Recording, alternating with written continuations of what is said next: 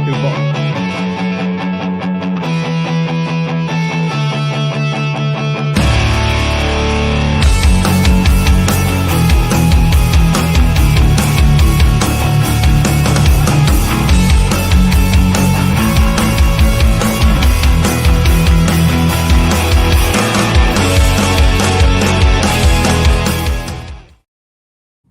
Donnie, I'm going to be honest with you. Just when I think you can't surprise me anymore, you find a way to do it because That's what I do. That's a great I already hit go before you even started talking. So like you just want to get that story out there. But I knew it was going to happen, so I figured, what the heck, I might as well just own it and go ahead and tell you guys the story of our neighbor who is a huge Georgia fan, and when they got to the playoff, somehow she bought tickets to the wrong bowl game, and she's been trying to sell them for 3 weeks.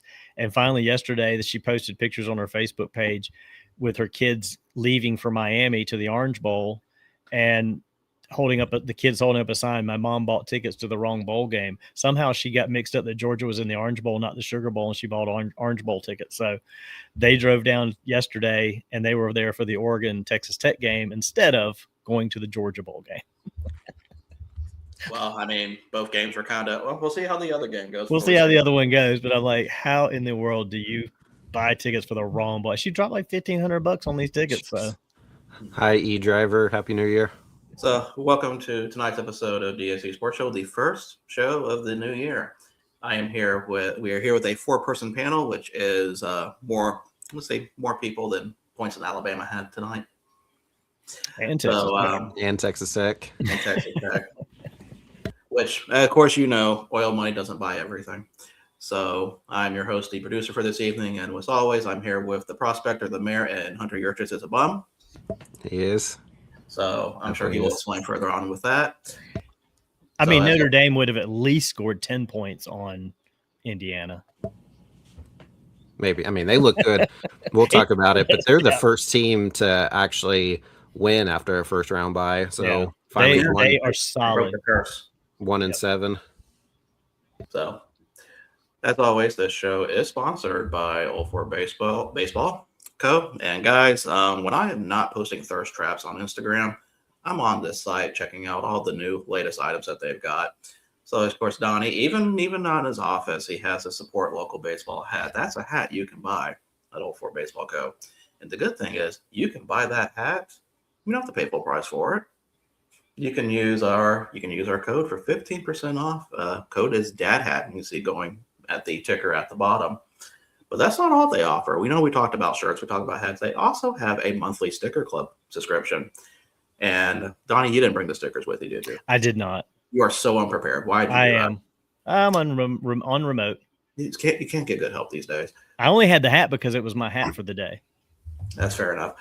So with the sticker club, you get 4 stickers and a little card with a QR code that explains what they are. Usually, it can be a Sandlot team, could be a baseball project, could even be some collegiate summer league teams. And that is usually $6, but with the code DHC, you can get that for 50% off. That's a pretty good deal, if you ask me. Absolutely. So go to our friends over at Old Fort Baseball Co. and buy some of their merch and tell them we sent you. All right, so this week's been kind of interesting the past 2 days with the college football playoffs going on. Both games have been terrible so far. Well, I mean, let me rephrase that. Terrible as in the quality of the game. Terrible not in the way who lost, because I'm quite happy with the results so far. Rhonda's hoping her parlay pays off tonight, and the trifecta happens of losses, because she's already got the first 2 losses. She's hoping for one more tonight. Which one is the other loss? She needed Georgia. She got the Ohio State out of there. She got Alabama out of there. Now she wants Georgia. That's her 3-team parlay for exiting. We'll see.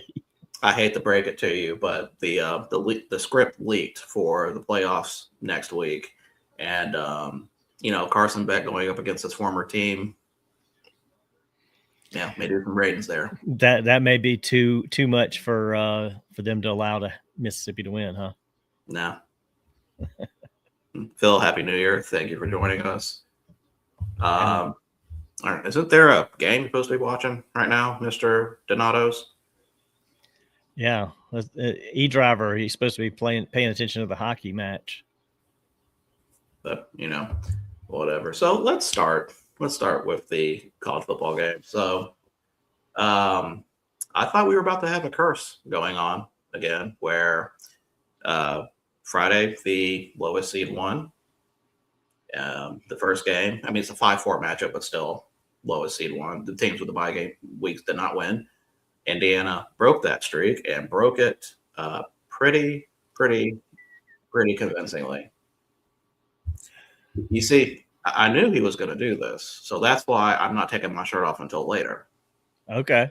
So, tarps off in the after hours. Okay. he's eventually going to have to go away from this to actually watch the game.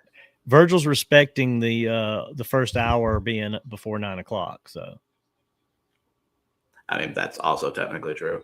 But let's start with Miami, Ohio State first. That one kind of, I know where there were talks that Miami was technically better with some of the players, not about statistically. They were one of the controversial teams getting in. I did not think they were that controversial. There was clearly another team that we had a problem with that we'll talk about later. But they pretty much handled Ohio State pretty easily. So what do you guys think about that game?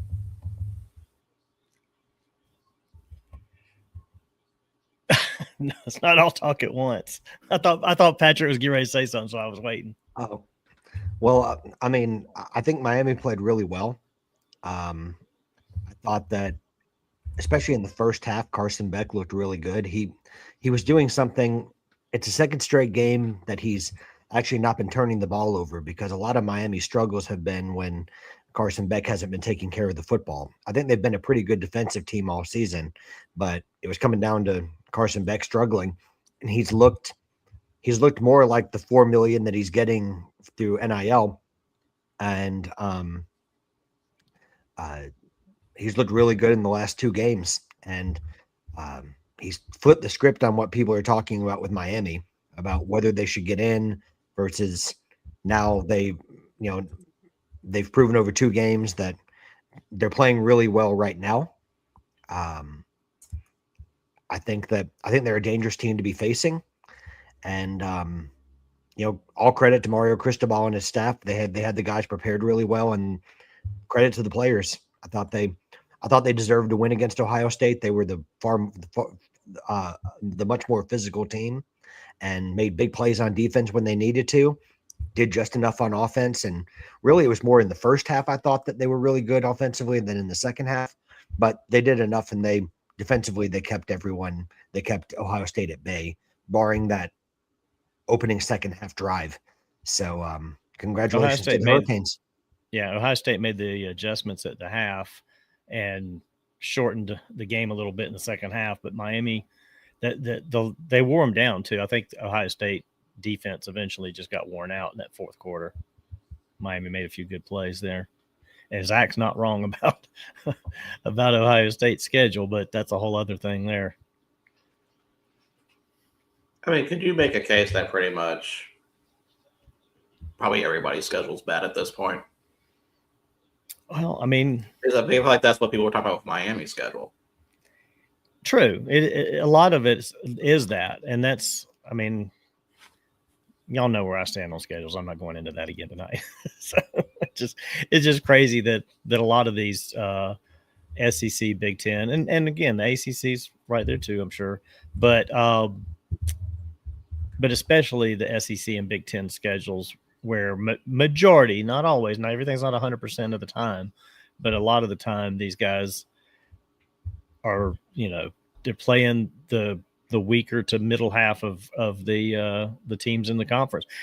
The problem is the conferences are so big now that it's easy for teams to mow through a schedule without it, with only 1 loss or 2 losses, because they're not really playing anybody within the top half of their conference. And if they do, and it's a loss, that it doesn't affect them that much because it's a quality loss against a high-ranked opponent that's also equally high-ranked and so forth and so on. I mean, it really just comes down to the conferences are too big now because they just kept adding. They added a lot of lesser teams to fill the coffers with more money.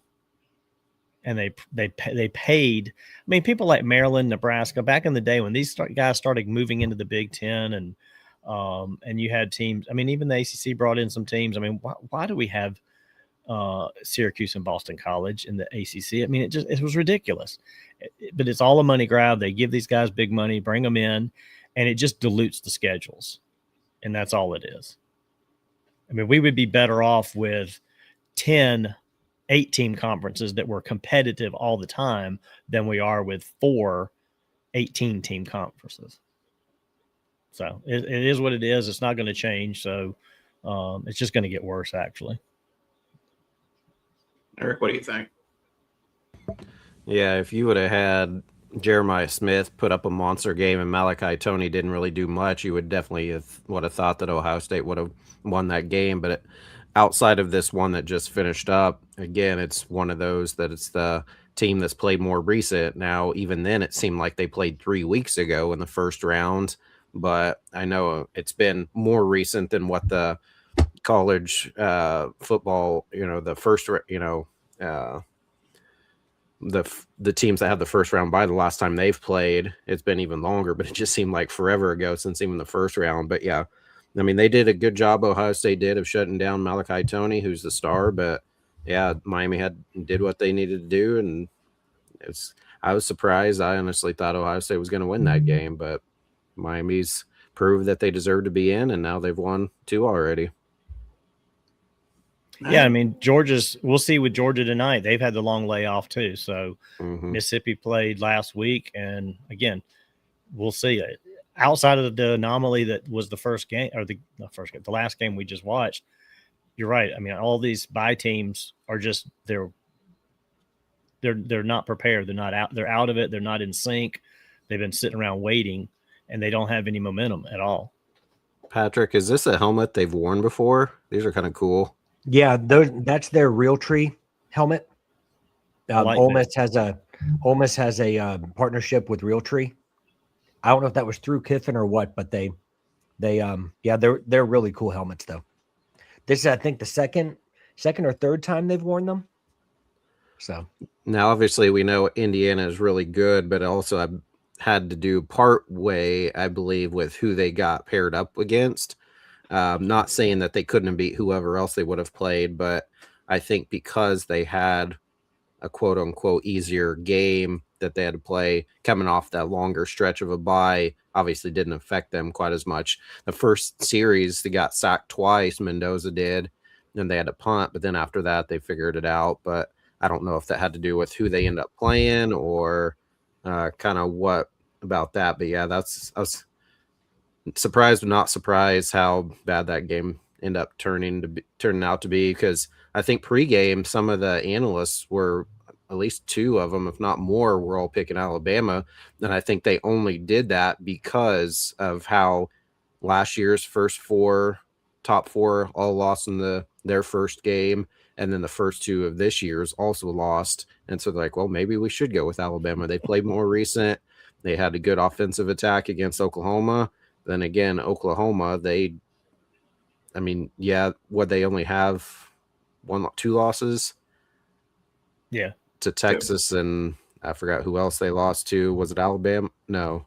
Did they play? Yeah. They beat Alabama the first time. They beat them. They lost to Ole Miss. Okay. So, yeah, I mean, they lost to 2 really good teams, but then, yeah, they just didn't show up against Alabama. But well, I was surprised that game was 0-0 for as long as it was, to be honest with you. I didn't get to watch a lot of the early part of the game. I texted you guys earlier. I was busy helping Rhonda with some stuff here, and we had the game on, but I was busy doing stuff, and I'd kind of step in and peek. I'm like, because it was it 0-0 then into the second quarter, wasn't it? I don't remember when the first score happened. Are you talking about for Indiana, Alabama? I thought it was 3-0. I thought, yeah. I Oh, thought, was it? Indiana Okay. had- I knew it was low. I knew it was low scoring. I couldn't remember if it was 0-0 or like 3-0 or whatever. But I was kind of surprised that it. But all these games have gotten off to slow starts. It seems like, and then it's just whoever gets rolling. So we'll see what Georgia does coming up. And like you said, Eric, I think a lot of those guys picked Alabama just because they're playing the odds that all of the bye week teams are going to be bad again. I also think they did because of the virtue of the fact it's Bama. True. They just love picking Bama. True. It was 0-0, and then Indiana got a field goal on literally the first play in the second quarter. Okay. That's right, because the clock ran out before he could take the kick. That's right. Okay.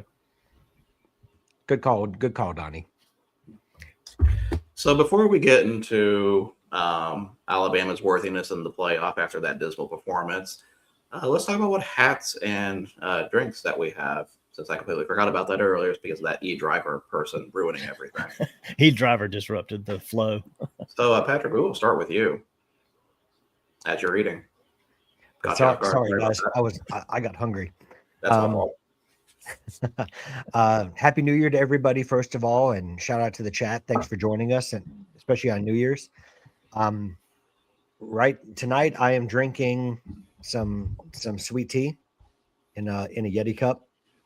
And then I am wearing an Ole Miss hat by Nike.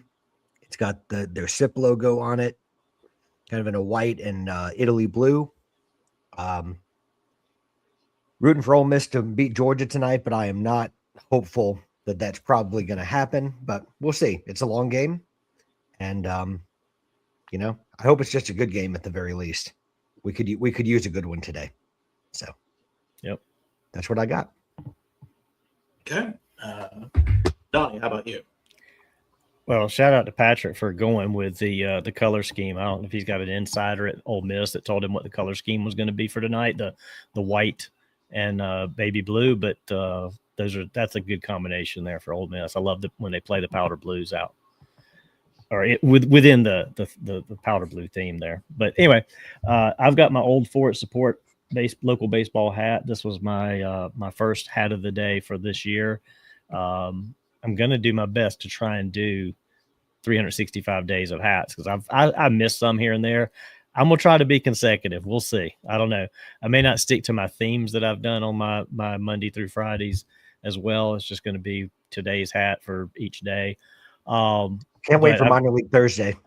Where I can, I'll stick to those. But anyway, I thought to start off the year, the fact that we were going to get on here tonight too, just wanted to start with Old Fort, and they're a good sponsor for us, and Logan's a great guy, so I figured I would just drop this one on for tonight. And then as far as what I'm drinking, this is one that I picked up yesterday at Myrtle Beach from Grand Strand Brewing, and they didn't have it on tap anymore, but it was a taproom exclusive, and it's Grandma's spiked pecan pie. So looking forward to seeing how this is. An imperial stout, 8%. So we'll give this a try and see how it is. And that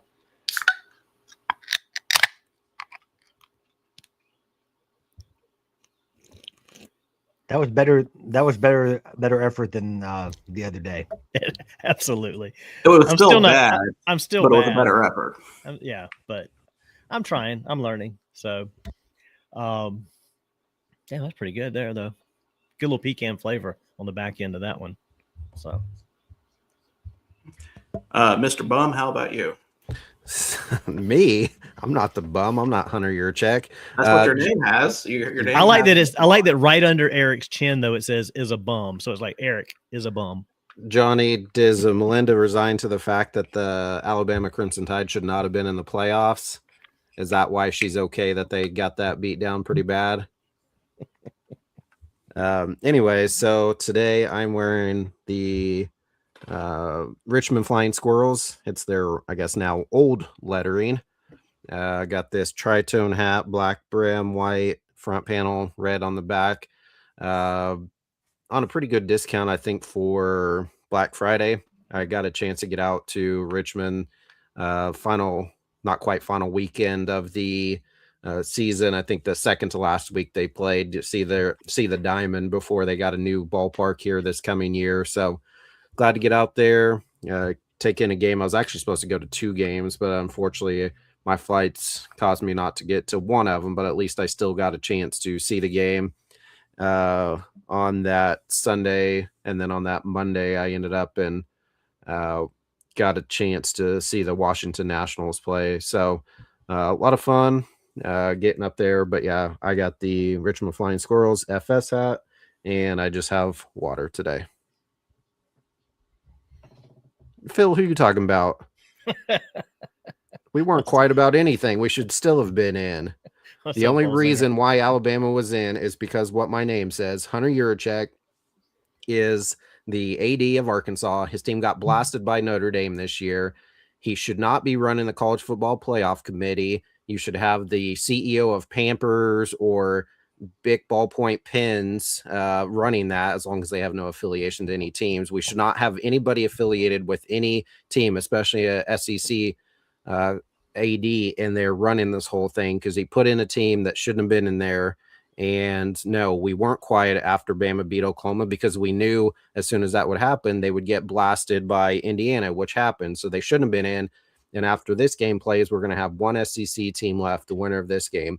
All the rest of the SEC sucks. There's no reason that they should have had 5 teams in.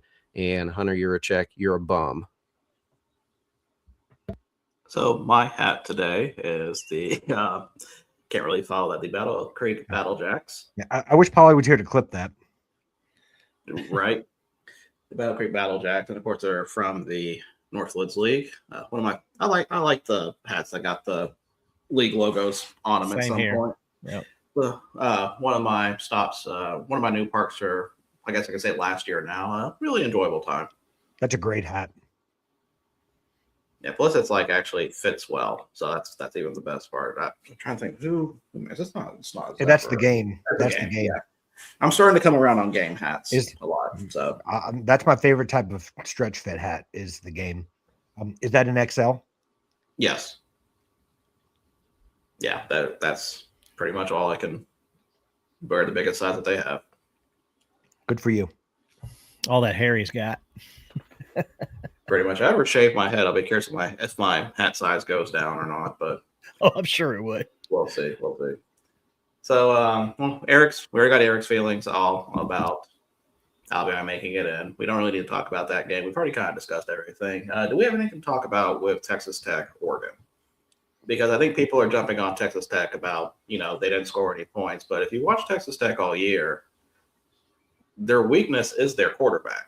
That's the one person that you have to stop for to have a chance. So when they're able to have the turnovers and you have their defense out there, and their defense is really good, but they're not susceptible to tiring. That's going to happen. Well, the part that gets me isn't it called like the Matador Collective or whatever it is of their boosters that I guess is under the Texas Tech name now due to that ruling that happened in June, but I thought that, like, with all the money that they're investing across sports and everything, of all the places where you would have like a weakness, it's hard to believe that it would be quarterback. But here we go. That seems like a flawed thing when you're blessed to have as many people donating money as they are, up above and beyond the $20.5 million that the teams can directly pay players. But yeah, I mean, Oregon dominated. I mean, I think Donnie, it was either you or Eric that said it, but like big shout out to Oregon's defense. I thought that they were huge today. And we hear a lot about Oregon scoring a lot of points, but you don't hear a whole lot about their defense all the time. So big shout out to Oregon's defense, and they looked good today, and they deserve to win. And credit to Dan Lanning and his staff for putting in a good game plan, because I don't think a lot of people were. I know I wasn't thinking a whole lot about Oregon going into this game. I actually picked Texas Tech to win. Me too, because I really believed in what Texas Tech had been doing. But Oregon showed why they're up where they are perennially. I mean, no matter who the coach is, they always seem to get good players. And well, they capitalize on mistakes. Yep. And that's what you have to do, because not to diminish what you said about Oregon's defense, because they did play good, but Texas Tech's offense was so bad that they made Oregon's defense look better, because they gave up so many it was 4 or 5 turnovers in that game. Every time you turn around, Texas Tech's threatening to score, and then they throw an interception or fumble the ball. It's like, come on, guys. Yeah, and both teams had chances to either to score. Yeah, and Texas Tech didn't take their chances to make it a close game, and then Oregon at the same time, kind of like what Zach's talking about, they missed a chance to blow the game wide open, even though they still won 23-0. They had a chance to really make it, a blowout. Well, I don't even know who's going to win this game, but I can tell you right now, out of the 4 teams that are going to be advancing, Oregon's already number 4 in that list. Despite whoever wins this game is going to be better than Oregon right now. Do you think I could see Georgia? I wouldn't necessarily say Ole Miss. And what Zach's saying, I mean, they've already played each other, and Indiana did win that game. It was in Eugene, but I don't know. I know Oregon didn't look great, but they shut out Texas Tech. I'm hopeful that it'll be a pretty good game. Obviously, we want to get a more competitive game because we haven't really had any yet. But I don't know. I wouldn't say. I mean, I very well could see Indiana win again because they looked really good. But Oregon, since they've already played each other and it's Dan Lanning, I know they always seem to choke in the playoffs, but I don't know. I feel like Oregon will give them a better test. Now, again, that doesn't mean they're going to win and beat Indiana. Real quick, I wanted to ask on Johnny's comment. So I think I only have one of the caps. Patrick, there's Cap X and then Cap America. Is that right? Correct. And they're separate brands. What is what is the one I have? Cap America. Cap America. They've shown up in the Cape Cod League for a few teams. And a few teams in the NECBL as well. What about the Prospect League? Is that because I just got a hat and I can't remember which one it is now. I can't remember if it's Cap X or Prospect Cap America. League. Probably Cap X. Okay. And then Cap X is obviously anyone that went to the Curb Rim Media Meetup with Chicago Dogs. There's a lot of Cap X, and the Savannah Bananas and the Party Animals and all of them have started using Cap X brands. Donnie, you would know this better than I would. Is it the on-field? Yeah. Are the on-field hats that they're doing? Oh, sorry. I guess Zephyr is the on-field. But then, you talking about for the bananas and all? Yeah. I think they're still using Zephyr for the on-field, but they do have a lot of Cap X some of the new teams, like the Firemen, I think is who I'm thinking. They may be transitioning. Okay, because I know the Firemen had on-field caps that were Cap X. Well, I think a lot of teams that I've seen that were Zephyr, like where they were heavy Zephyr, seem to be switching to Cap X. I don't know what Zephyr's got going on that they're losing to Cap X, but there seems to be a lot of teams that are transitioning from Zephyr to Cap X. Yeah. And the Cap X hats that I've gotten Johnny's right. They're sneaky good. They're very comfortable. They're very good fit. Really good hats. Yeah. And I actually think Cap America is pretty solid too. For their flex fit hats. I mean, I think they're pretty good. Yeah, so the one CapEx hat I have, I definitely favor the Chicago Dogs, like you said earlier. But yeah, really like that one. Mm-hmm. Let's see. So with Oregon and Indiana, my thoughts on that real quick. Yes, Indiana did go in to Eugene and beat them, but I don't know, with rematches, you never know. Lanning will probably have a game plan to get that. I mean, I don't even think they need the motivation to beat Indiana, to play Indiana again. Do you think the location plays in Indiana's favor, though? Is this the Citrus Bowl? They are. Or is it the Fiesta? Which one's the Fiesta Bowl? So Indiana and Oregon's the Peach Bowl in Atlanta. Yeah. So they're going to have to. They're both going to be playing in Atlanta. Okay. So does that is the other one the Fiesta Bowl? I guess because that's the next Correct. one. Okay. So you'll have that's Miami. Arizona, right? Yes. Yeah. So you have Miami and whoever wins this one. So I mean, I don't know that it matters. I mean, Oregon doesn't. Their fan base just had to come all the way to Miami. Are they going to turn around and go all the way to Atlanta again? Probably not. They're not going to have a lot of support. Not that it necessarily matters if you have a lot of support. I just don't know if, as you get deeper, does that neutral site having fan support matter? Well, I mean, you've got. Well, I mean, both fan bases are going to have this issue because, I mean, Indiana had to go out to Pasadena. Right. And then come back. And then, I would think it's more of an advantage for Oregon because a lot of those fans could just go to Miami to Atlanta. Yeah. Just spend some time there. Well, but I think it's I slightly disagree. I think it's good for Indiana because the novelty of them being in the playoff. Even if someone did go to Pasadena, if there's someone that missed out on Pasadena, they might make the trip to Atlanta.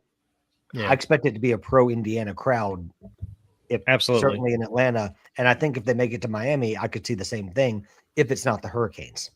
If Oregon is going from the West Coast to East Coast, I'm not even saying it because of that. I'm just saying we're on the same wavelength. Well, it's a 7:30 game, so I mean that kind of negates the travel. I mean, well, I am saying it because they're all having to congregate to the East Coast. But I'm not worried about the time's not part of that, but because I think if this game was in Arizona, then the advantage swings to Oregon is all I'm trying to say, because then there's a little bit more support that they would have there versus coming all the way to Atlanta. Vice versa, Miami and Georgia or Ole Miss, they're going to travel anywhere. So, and then if you do a flight simulator, you can put it at so many knots. I will say this though, I am absolutely glad that the winner of this game tonight and Miami aren't going to end up in the Peach Bowl in their own backyards. I think I felt that was almost by design, but I guess it's really not. I think it's just the way it fell. Yeah. Well, if Miami ends up beating the winner of this game and they have basically a home game, then let's say Indiana wins, being the top team undefeated, 14-0, going to basically play an away game. Do you think, I know we're looking ahead, but how much do you think that affects them then? Well, I think it's if Miami does win the semifinal, I think it's an advantage to them regardless of who goes. Yeah. I mean, you're playing in your home stadium. I mean, that's where you play your games. So, familiarity with the environment, knowing how the field plays, I think it's going to be an advantage regardless of who it is. And I know it's a long way to get to this point and may not happen, but if Miami plays for the national championship in their home stadium and the 49ers end up in the Super Bowl in their home stadium, how wild is that both of those would happen in the same season? So you're saying I should parlay both of those bets to happen and see if I can make some good money off of it? It's worth a bet. If you do that sort of thing, it's worth a bet. I mean, that's not something that I've even contemplated happening. I don't know that it's ever been a situation where it's close enough that it could happen. Well, no, we finally had the NFL. Who played in their home stadiums? Tampa did. Yeah. Tom Brady was there. That's right. But otherwise, we've never had it happen. So where it could potentially happen for both college and, well, because who else, though, college-wise, would ever play at any of these type of stadiums? UCLA. At least for another year. I'm sorry, what, Virgil? At least for another year.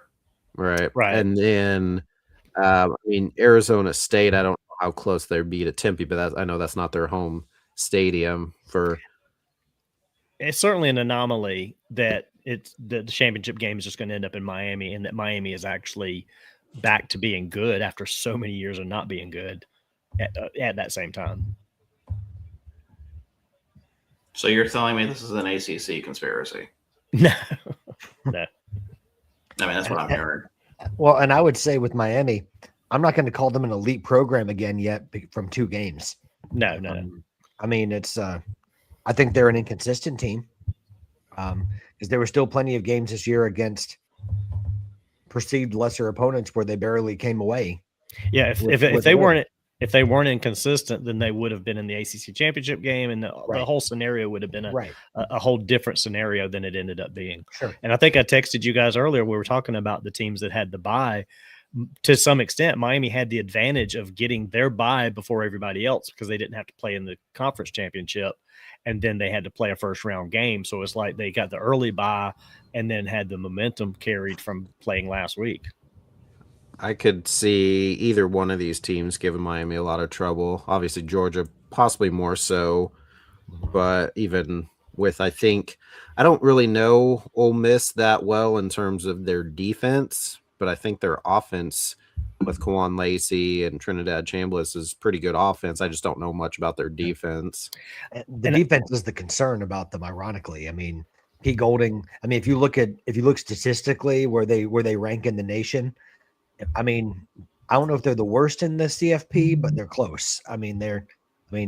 This is not a team known for shutting out teams. I think the one good game they really played this year, not that it means much at this point, was against LSU. I thought Ole Miss played very well defensively against LSU, but against a lot of teams, they've been a real average defense. They actually had a much better defense last year than they did this year. They lost a lot of big names to the draft before this season. And that head coach wanted to go play for that team that you dominated? You what? And you're saying that head coach wanted to go play for the team that you would think if they would have got beat pretty bad by the team, he's like, oh, I want to go over there instead. But if your team beats them pretty bad, you wouldn't think he'd go join that team that got beat bad. It's like I need to go help these boys out. It's like the opposite of Kevin Durant, right? Right. It's like the opposite of Kevin Durant. Well, I beat him, but now I'm going to join him. But I think it has to do more with, as you all three know, it has to do more with, I guess, perceived pedigree of a college job than. Well, that's funny that you bring that up because I heard him talking today about the perceived, the fact that the last 2 years everybody's perceived Indiana as not being a good football team. Okay, yeah, they had a lot of years of bad, but they're pretty damn good last 2 years. Even Saban said it this morning. He's like, his buddies are like, "Oh, Alabama, they should roll over Indiana. They're a basketball school." It's like, are you not paying attention to what these guys are doing? And that I get it. I fall into it sometimes too, but I also try not to look at. I don't care, and y'all have heard me say this. I don't care what your pedigree is. I don't care that Alabama's been great for all these years or Georgia's consistently this or what are you doing this year? What have you done this past year? And so go ahead here. So I was going to say, so are you talking to Hunter Yurchek then? What have you done this year? What'd you do last year? Nothing. Right. The best thing that Hunter Yurchek did this year is hire Ryan Silverfield. That is the single biggest accomplishment for Arkansas football this year. But even then, are we out and we don't know how good that's going to, which a lot of people aren't happy about it. Well, I was going to say the one thing he got is that Ryan Silverfield, in one of his first conversations with an Arkansas booster, apparently it earned the football program a really big check. So, well, I know they have Tyson brand there, and they got Walmart and stuff. I don't know if Walmart does anything, but I know Tyson, they're big supporters and boosters. Sorry, I didn't mean to cut you off. Isn't Jerry also Jerry Jones? Probably. He's got Arkansas connections. Yes. Yeah, he's a pretty big booster from what I remember. Donnie, you roll with that crowd. Is that no? I'm not part of the Arkansas oil gang.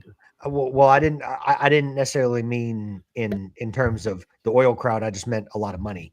But no, Jerry dissed me at a dinner one time, and I just was like, I'm done with you, dude. Donnie's above Tyson chicken. That's right. It's like that's below me.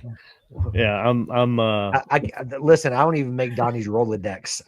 I got lost in the trash somewhere. What I was going to circle back to something I was going to get to earlier when we were talking about the potential matchup between Georgia and Miami or Mississippi and Miami.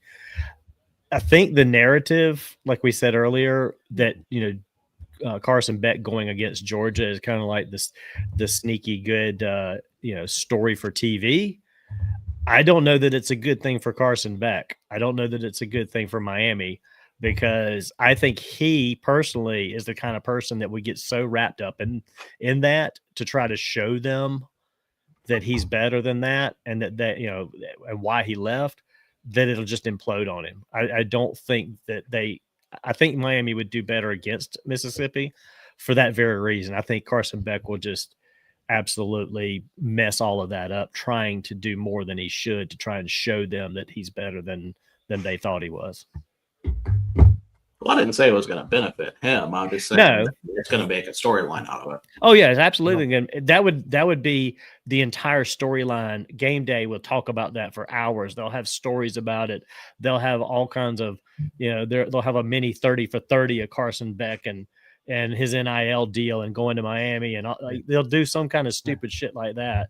And again, the other thing is, I don't know if you guys know who Steve-O is, but he is absolutely a young, like, strung out Steve-O when you see him doing an interview.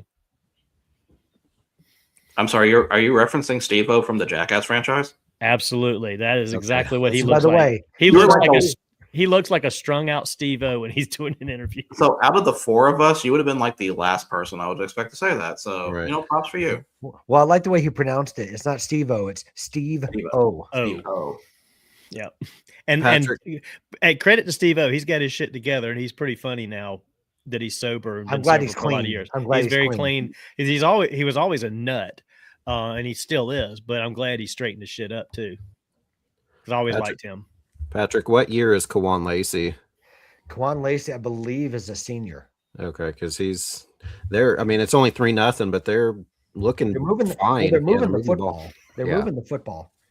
And I feel like Georgia's gotten away with a few, I don't know. I feel like Georgia's grabbed his jersey.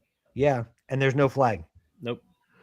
Then I remembered who they're playing. So was this graphic I just saw? Were they saying Trinidad Chambliss was with Ferris State? Yep. And won the national championship. He was. Yep. Wow, that's crazy.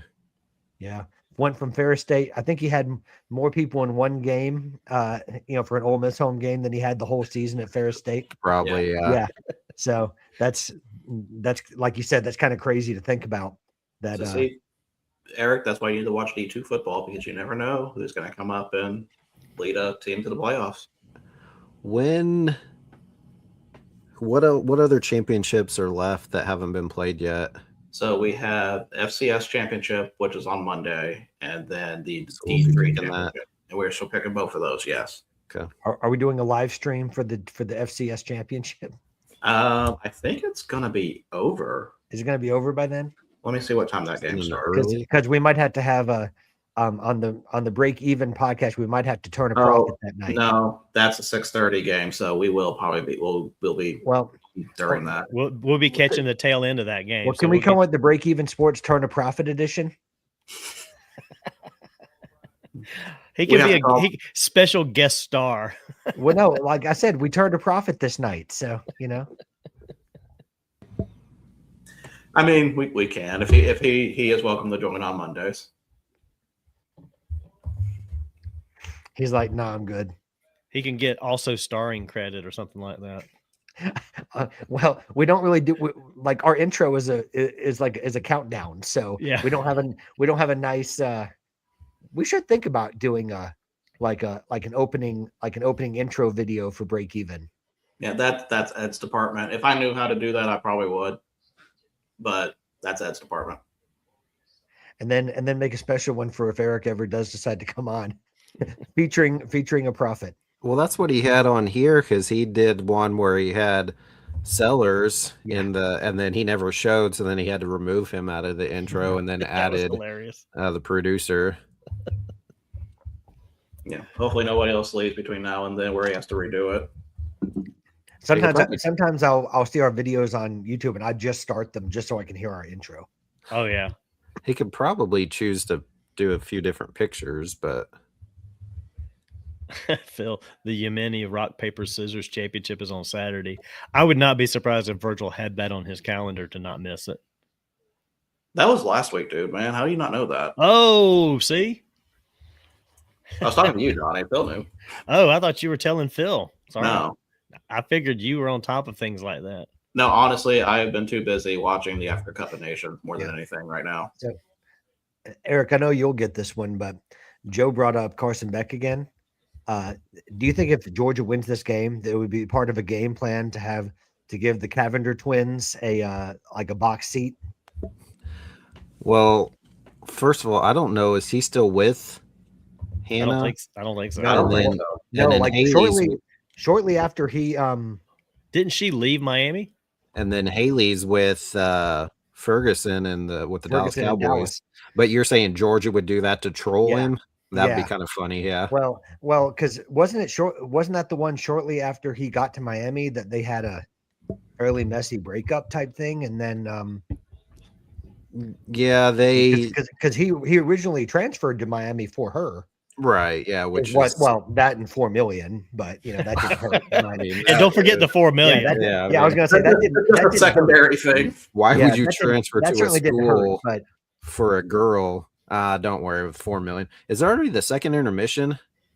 Oh, look at E Driver bringing in the Latino culture here. Is it All already right. a second intermission? Is that why he's It back prob- on here? Yeah. Probably. Oh, yeah, because it's been 45 minutes. So, yeah, that's probably enough to play the second period. E-Driver, Beck met Latinas in Miami, and the rest is history. by the way, who is this person? I don't know. They only comment like every 2 months or so. Well, I mean, we got the 4 people here who actually show up for stuff. I think it's one of those gamers on Twitch that keeps Wow. chiming in. Look at that. A kicking game actually working. Exactly. Wow, Eric's impressed by a working kicking game. No, that was actually like a 50-some yard field goal. It was Yeah, I was pretty gonna good. say Carnero. Oh, Listen, he hit that from 6. Carnero with is a that good. thing. Yeah. Like he's a good kicker. So why do you I mean, I know you can like multiple teams because I do, but why would you do both LSU and Ole Miss? It's not like I like Ole Miss. So Ole Miss is more for the colors, honestly. okay. It's not It's- like I the like Italy Oklahoma blue. State It's the and Italy blue. KU in the same. I'm just And- kidding. Well, it's not a. I was waiting to see who he was going to put next to Notre Dame since they're not in a conference. No, It's not like I like KU. Notre Dame and No, Oh. KU and Oklahoma State in the same conference. right. And honestly, I got interested in Ole Miss after Lane got there, just because I'm always fascinated by Lane, good or bad, and I kind of liked what he was doing, and I really wished he would have stayed in Oxford because, I thought what he had there was a good thing for him, and certainly for the team. I mean, it was good to see them competing, but then it blew up, and I'm like, now both teams, my real number one team being LSU, and I'm like, man, someone will see me wearing both LSU and Ole Miss stuff, and they're gonna say, "Do you not know what a rivalry is?" And I'm like, see, but I'm not from. I mean, let's face it, I'm not like I didn't go to school at either place, and I didn't grow up in a football household, so I probably am that other guy that doesn't understand the concept of a rivalry like people who grew up in it did. So What so you'd mentioned earlier, and I meant to ask you, you said that was Italy blue. that's the Pantone color that that Nike uses. What's is the what the- difference between that and Honolulu blue that the Lions use? I don't know. It looks similar-ish. It looks similar, yeah, and it's probably something just It's for probably the 8% program less to yellow. kind of tell it apart. Because like what'd you say? I said it's probably 8% less yellow in the blue. Probably, but yeah. I should know because I was in 21 years in the printing business dealing with Well, Pantone colors. And by the way, like I just know like when you buy things for like for them, they always call it Italy blue, but I mean I'm more like you, Donnie. I would probably call it a powder blue, but Yeah, I'm that's using the I'm simplest. using the Nike one because I think this is more a Nike specific color that they can use, because you know how Nike has to have their own proprietary color to kind of make sure it's on Nike products. Because if you buy like 47 or other things of Ole Miss, it's more of a classic powder blue, not Yeah. this color blue. Shit, But what a catch. that was a great catch. That's a fantastic catch. The sad part about Ole Miss, moving the ball like they have, is they've only got 6 points to show for it. So that's a great catch, though. Wow. That was a hell of a throw. Phil, Yeah. I mean, at this point, neither of them have really, I mean, Indiana's never been there, and I don't really know. Ole Miss probably hasn't really either. So I don't care either way, because I like sometimes just getting in teams that haven't been there. So, Yeah. I mean, if it was an Indiana Ole Miss national championship, I'm fine with it. Oregon, I mean, haven't played, or they haven't won a national championship. They've always been there, but always seem to lose in the playoffs. But I don't mind either one of those teams. I just think I like these helmets, as I was telling Patrick, but Indiana's uniforms were just boring, and it was just the exact opposite of Alabama's. I'm like, what is this uniform matchup? Yeah. And then where Oregon could have done literally anything, my brother goes, go ahead and you have green in your team colors and don't wear a single green color. They were the black and gray and white. Black and gray, and then Texas Tech was black. I'm like, what are we doing? Yeah. We should be in the playoffs using these unique matchups like the Minnesota and who was that? New Mexico or whoever they played. Yeah. Yeah, I mean, I'm with you, Eric. Go ahead, Donnie. I'm sorry. I was I love the nostalgia of the Indiana story, and I'd love to see a team that just had so many years of nothing just win a national championship. Just for a different story. Like if it's Ole Miss, that's fine. If Georgia's in, I don't want Georgia to win. I'd rather Ole Miss or Indiana, and I'm not going to be a homer for ACC for Miami, but Miami is a good story too. The only reason I'd like to see the Miami story is I want to see what Michael Irvin does if Miami wins, because he's already lost his mind the last two games to begin with, and that's crazy in itself. But ultimately, if I had to pick one team right now, I'd love to see Indiana win it. I think Cignetti is a good coach. I like him, and I think that the story is a great story. See, Indiana, I don't like him. I don't know him, obviously, but I don't really care for him as a person or as a coach. But because the team themselves haven't been there, I mean, it'd be kind of cool to see them go. But I don't know. I haven't really cared about him. I do think it would be funny too, though, for Ole Miss with Lane leaving to go and win it. And he wants that. Like obviously he's still rooting for his team and everything. Yeah. But yeah, it would be funny. And was it one of you asking, would he get a ring? I think I said that, yeah. Which I would assume he would, because he got them to the playoffs. Sure. Didn't coach them through it, but got them at least to that point. The thing is, do you technically get the ring, or does it count on your record? I mean, because he's not coaching them in the playoffs, so does it get listed as Lane Kiffin, coached or won a national championship because he didn't win it? I mean, I think he gets the ring. I don't think he gets the notoriety of having it beside his name. Well, for me, that's kind of a moot point because he's going to claim it. Well, he can claim it, yeah. I mean, like if you're filling out your resume, are you not going to say that you weren't part of a team that could, that you made contributions to a team that won a championship? I'm not saying go all George O'Leary or anything like that, right? But I am saying to like, I mean, you would want to take some credit for getting them to the position where they were. Yeah, but I mean, in a few years, you're like, Lane Kiffin's won one national championship with Ole Miss. Like, really? Did he? I mean, I mean, it would be questioned. Yeah, I mean, that's the ultimate. And I'm sure these players are going to say, no, you didn't. Exactly. But but by the way, I'm with Phil. I'm either Indiana or Ole Miss is kind of what I would go. I would be happy with either one. I just kind of laugh at how different Pete Golding is to Lane Kiffin. It's like you went from one type of person to a completely different type of person. But I like how Pete's just kind of like one goes to hot yoga. That might be Pete Golding might be the last person that you'd ever see at hot yoga. See Bob Stoops with his visor. Yes. That may be the one thing that they have in common is the visor, because didn't Lane always wears a visor too? Yeah. Does it? I don't remember. Yeah. Well, see, Marcus Freeman never wears a hat except when they played against USC and it was raining really heavy, he put on a hat That's during because that game. But yeah, that's because he's the most Marcus Freeman's the most marketable head coach in America.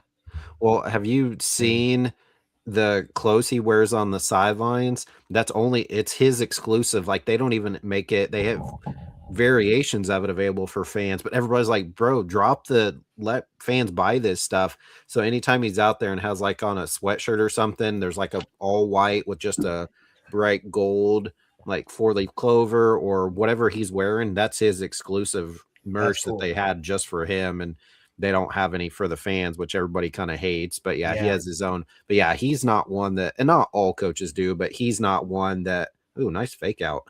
That was a nice fake out. Wow. What a fake out. Yeah. But yeah, he's not one that wears a hat, except like I said, he did in the USC game just because it was pouring down rain, but normally he doesn't. Well, Clemson does the same thing. They have their sideline apparel that Dabo and the coaches wear. And because Dabo always wears that block C hat, the orange hat with the white block C. And I cannot find that hat. They do not sell that hat. They don't make it available anywhere. I looked for that. I've seen cheap snapbacks trying to emulate it, but it's not the same. I want the freaking Nike hat. I want the Nike hat that he wears, and you can't get it. Because I looked for that one year just to see if I could find it, and I couldn't find it on any of the sites. And a lot of the hoodies that they wear, like they wore one for the military appreciation this year that you can't buy. And I'm like, come on. I know that they're not in the college football playoff, but Phil, you could probably relate to this. There was one, I think it was for the bowl game for South Carolina. There was a hoodie that they were wearing, and it was like one shade of the. I don't want to get the shade, the color shade wrong, for South Carolina. What shade do garnet. They call it? Is it garnet? Okay. Yeah. Well, it's one garnet, and then Fanatics tried to make the same hoodie. Yeah. And on there, I mean, you put them side by side, they're not even remotely the same. Like it's like this deep maroon. Yeah. And I was like, if you're trying to get that same hoodie and you're trying to get it from Fanatics, it's like they're not even trying to make it look the same. They just it looks one way on the website and you get it. It's like, nope, no, it's not. Yeah, you're like, that's more Central Michigan or Arizona State than it is Gamecocks. Yeah. Yes. I saw it live, but they just showed a replay. That pump fake, goodness, that was pretty nasty. That was. At least it's a good game so far. Yeah, I think it took a lot of these teams, Ohio State and them. Ohio State kind of started to come back a little bit, but all these other teams, they were just out of it the entire time. It took about a quarter, but now that they've kind of got their feet back under them, Georgia's starting to. So we'll see how this. I'd be curious to see how this rest of the second quarter plays out. Yep. Yeah, and Zach, I have looked on campus. I've checked all of the stores at Clemson, and I can't. I mean, that's where I do get my official baseball hats. Although Nike actually has the Clemson hats, except for the one that I want, they keep selling out of it, which is the purple with the orange brim. And when I went up for the Bananas game, of course, it's the end of the year. They didn't. That's the one they didn't have in my size. They had all other sizes except my size. So Eric and I have Kansas Curve hats. That's right. Is it? Why don't get a bigger head? He still hasn't gotten small hats. These kids have got small heads. They're how's my head? We got that tritone that people try to tell us is a Clemson hat. I'm like, no, it's a Kansas Curve hat. Oh, okay, I got you now. Well, I'm still waiting on my purple ICT hat, but that hasn't shown up either. Well, he hasn't said anything about. He said at one point he'd have the smaller sizes. And Virgil, I need to if they see, and that's the thing, they're getting new, or I don't know if they're getting new uniforms this year, but I really like the lavender pinstripes. Ooh, but if they happen to have any of the hats available for sale again, Virgil, I don't know if you'd be interested. It's lavender and it says like a darker purple ICT across it. That if they become available, like if you wanted one, I could try to grab. And I was going to get one for Donnie, but he has only had larger sizes when he had them available for resale. So, and see, I want that hat so that for my 2026 Billboard Fly Wichita picture, I can be wearing that hat. Yeah, 2026, where you're not coming to Wichita at all. That 2026. But I'm still going to submit a picture for the Fly Wichita. Not if you don't come here. you had me at purple, by the way, so like I'm good. Oh, okay. I could go if you want. I could go grab it just in the other Change room. his change his from the producer to Prince. Purple Rain. The symbol. We had to come up with a symbol for the producer. The unpronounceable symbol. Going back to can Kiffin claim the national championship for Ole Miss? You think if Ole Miss wins the national championship, he's going to crash the trophy celebration? Yes, Absolutely. With Governor Landry, because of all the LSU assistants that are on Ole Miss's staff at the moment. Governor Landry, or are you talking about his daughter Landry? Both. Both. Good point. Is that what he calls her, the governor? Lady Governor. But also to answer the question about Indiana or Ole Miss, clearly Indiana, because Ole Miss does claim 3 national championships. Now, of course, so the Kiffin thing would just be another stretch for them. Okay, right. So of course, all these national championships were when none of us were alive except for Donnie. So, and going back to the NCAA baseball hats, I have not yet gotten one, but I need to. Wichita State switched to Nike July 1st, and of last year. It was weird to say, but Donnie and I didn't go look for the hats. They said they potentially had them. We didn't go look for them, but yeah, we didn't go. Got them. I have both of the what we call the Flying W and then the baseball Woo in Under Armour, but I don't really care for the way those fit. So I want to get Nike, but then I didn't realize until I got the Kansas Curve Clemson hat that he reined in the snap and still threw a dime. The what a throw! The Nike hat I got too big of a size, so I'll have to kind of look at those a little more because I didn't realize Nike was a larger size fit. Can you tell me if you find the Wooshock, the Wooshock hat in the baseball Woo? Baseball Woo, yeah. Okay. And I know Patrick, you probably know this better, but I've never liked Under Armour hats at all. The fit, the look, or anything. Do any of you guys care for any Under Armour stuff? I don't like any of their gear. I don't think I mean, golf shirts. I have some golf shirts. I do like the golf shirts. I used to have some of the like when what was the name of that league? The Expedition League used to use Under Armour hats. Mm-hmm. And those they fit really deep, but then they had like a deep fit, but then the college ones, like I tried on a Wichita State one and they were really, really shallow. I don't know. Like I tried on about 6 of them at the bookstore that Eric was nice enough to take me to, and I hated the fit. That's what awful. Donnie. That's where we went. Yeah, I mean, I've just never been a big fan. There's not a lot of Under Armour hats that I've tried to get because most of the teams that I've been a fan of or the hats that I've liked, they're not part of Under Armour, so it's never been a thing. But to me, they've always just looked bad. Like even for the teams that I'm not a fan of that were Under Armour teams. Yeah. I mean, I got a Wisconsin one. I got a Wisconsin one. I was not happy with it. Right. The Gamecocks are Under Armour, and it's not the fact that I don't care for the Gamecocks. It's just when I see Gamecock merchandise all over Columbia, it all just looks like blah. Like if I was a Gamecock fan, I would hate that these were my options. Yeah. So what do you think of the Under Armour apparel? Yeah, because you're a Gamecock guy. Is there any that you like, Phil? And to answer Phil's question, so when I leave my wife after I win the lottery, I'm definitely not splitting the lottery with her.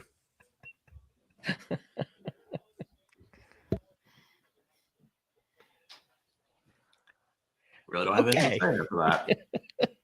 What? But guys, we're talking. Well, I hope you'll think of us though. Oh yeah, because we're gonna make this show worldwide. There you go. That's right. Well, speaking of, we were talking about Under Armour and fits. Do you know what's also not a good fit? What's Doug that? Gottlieb. Ladies and gentlemen, welcome to Gottlieb Watch. Eric, stop ruining that for me. My gosh. You asked the question. Do I you not do want me ask to answer? No, I don't real- want you to answer. That's the Okay. bit. And real quick, Phil said he has several. They're okay, not great. Just to put a bow on that one. Anyway, You know who's also okay and not great? Welcome to Gottlieb Watch. there you go. That was a perfect Uh, segue. So join me as I chronicle Doug Gottlieb's journey to 10 Division I wins. We are currently still at 4.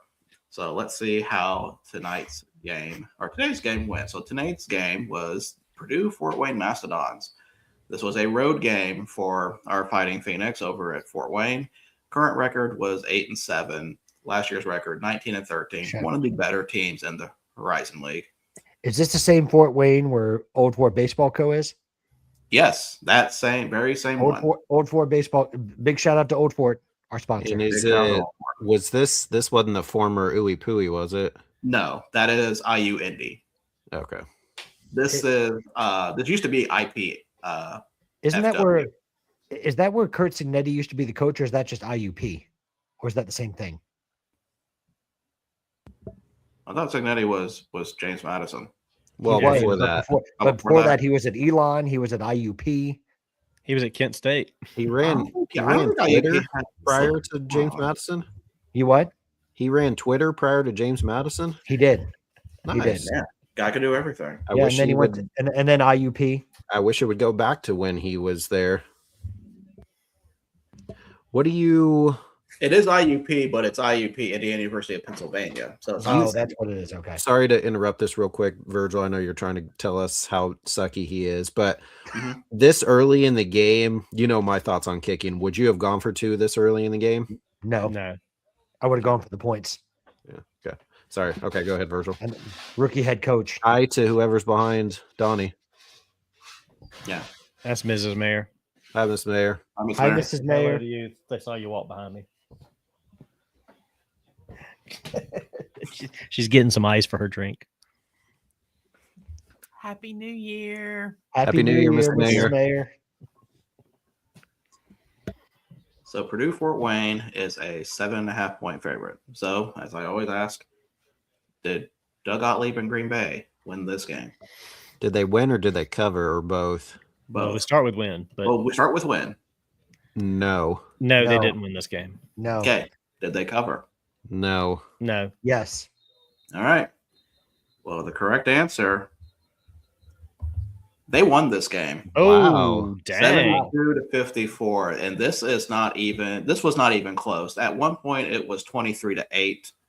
They had the lead in the first half and just never let go of it. So nice turnaround for Gottlieb. So yes, guess- another. I guess Go ahead. focusing on one job is beneficial for Wisconsin Green Bay. Did you say this was this conference? This is conference. Wow. Wow. So this What is about conference win number 2. Oh, okay. So what about the American Athletic Association conference opener yesterday? No? Okay. I mean, congratulations for beating a team that lost Alabama State. I mean, You're welcome. Hey, that's the first time since 2021 Wichita State's won the conference opener. really? And it was on the road. Yeah. Dude, Man. this coach is not good. That's all I'll say. It's not good. You don't want to change your name to he's a bum or something. I mean, I could, but no. I've never liked him. Never thought we should have hired him, but whatever. That's fair enough. But yeah, UAB's gone through a lot. They've gone through a lot of transition. So I don't know what to expect from them. Also, speaking of American Conference, since Nick Holyfield is now in the minors, UAB's projected to finish like last or second to last in the American in baseball this year, which is surprising because they've been decent the last previous few years, weren't they? Or maybe not last year, but the year before. No, Are you talking about friend of Donnie Wise, Nick Holyfield? Mm-hmm. It's my boy. they were kind of Donnie knows a guy. they were kind of projected at the bottom 2 years ago when I Leaving saw them. leaving us in a hot car for With the 2 doors hours. locked. Nick Holyfield. Y'all had every option to walk down there with me. And not getting the rest of us logo baseballs. Thanks. Hey, that Nick Johnny's Holyfield? that UAB fan, not you guys. I collect logo balls. You could have got a couple of them. Well, we were I blazing. got a couple. Like Exactly. that sun was blazing down on that hot car while while you were hobnobbing with MLB prospects. Once again, nobody locked you in. I do need to go back there because I'm pretty sure they have ice cream helmets. Yes, please. Yes. I'll check that out. And if you just bring it to Wichita, that'd be amazing. Thanks. You're the best, Virgil. Am I going there this year? That's weird. I didn't remember saying that, but Can you go to UAB before you come to Wichita? I mean, I can look at their schedule. Can you and say, please schedule everything that you're going to do around Eric's needs? Thank you. Yes. you guys Haven't you might learned be the that by first now? time that's come up. You what? Haven't you might have learned that by now? I'm not surprised. I mean, that's definitely the way it works. So And yet he came to Columbia, South Carolina without my ICT hat. So there you go. I told you he doesn't have the small sizes. That's Bro, not you my didn't- problem. You didn't even That's not give my me problem. You didn't even entertain me for a game in Columbia. So That's not my fault. it at is. least he invites you to games. It was an act You- of God. You run that. Insurance wouldn't have paid. At least he invites you to games. That's right. Hey, you've been to a game. You've seen a game, so you can't be Yeah, talking. I wanna hear it. I came there of my own accord. I wasn't invited. What? Listen, you two have been to his house. Compound. Sorry, compound or whatever you want to call it. Compound. Yeah, Patrick's got his name on the suite. And Eric slept in it. Phil's dealing with neighbors with extra fireworks, apparently. Next game for Green Bay will be Milwaukee Panthers. So that will be on Ooh. Monday also. Oh no. Yes, Zach. Pull that up. The organization that my son plays for, they have every level from 13U up to 18U, or sorry, up to college, and they won the KCBL this year, and they're back. They just put out their schedules today. So yes, they still have a summer college team. And fun fact, my son, his 17U team is playing the college team for an exhibition to start. Well, I don't know that they're starting the season. I think they play maybe a tournament. Oh, I gotta go pee real quick. Ugh. Well, Does he not know he's still on? here? He's still on. He's Cut still that. Cut that. yeah, Put we're that on gonna- as we're gonna cut that out. I apologize for everybody who heard that. We try to be a professional show. Oh, cut man, that and put it out there, Ed. we're gonna get a call from the FCC. You can't about that. you can't make this stuff up. But anyway, so yeah, sorry, what I was saying is that my son will be playing, and actually I can look at that real quick and let you know. Please look that up. Oh no, it is the very first game. So their very first game is an exhibition, May 23rd here in Wichita against no, I apologize. They play the alumni team the first game. I read that wrong. They are playing the college team June 7th in Clearwater, Kansas, which is just like 15-20 minutes kind of south of here, where they play their games. So June 7th, they play the Kansas Curve college team. So that'll be kind of fun. I know they're not going to win because the Curve, obviously the college is really good. They won the championship last year, but yep. So they are still still a thing, Zach, and my son will get to play them in basically an exhibition game.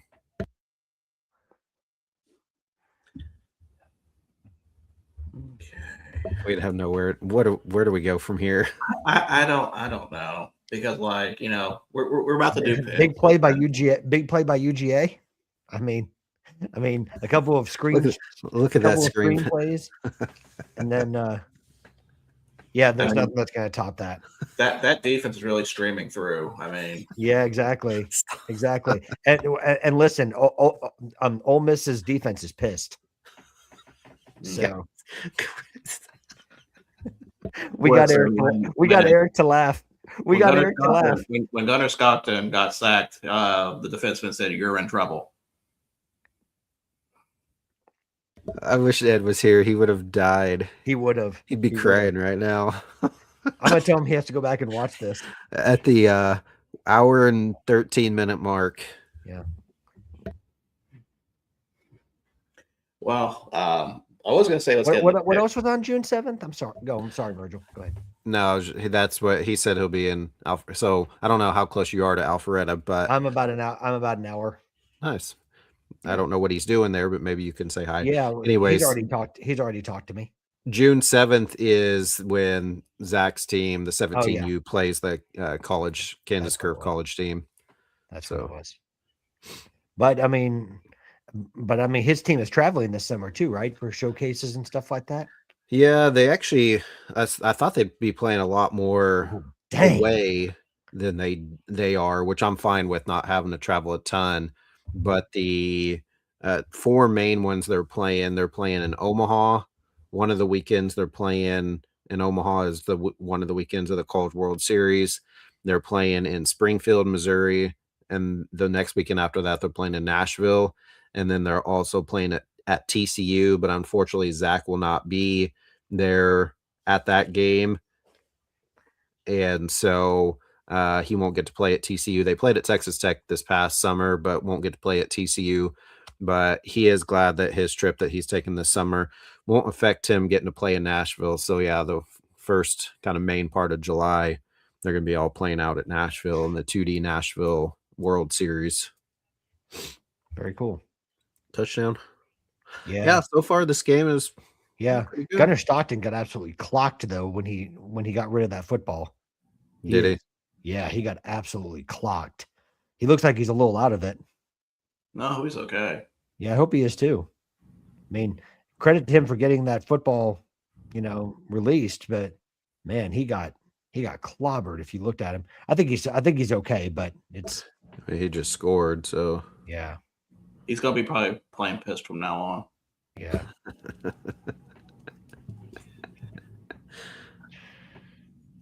All right, so let's. Did I go say ahead. the quiet part out loud?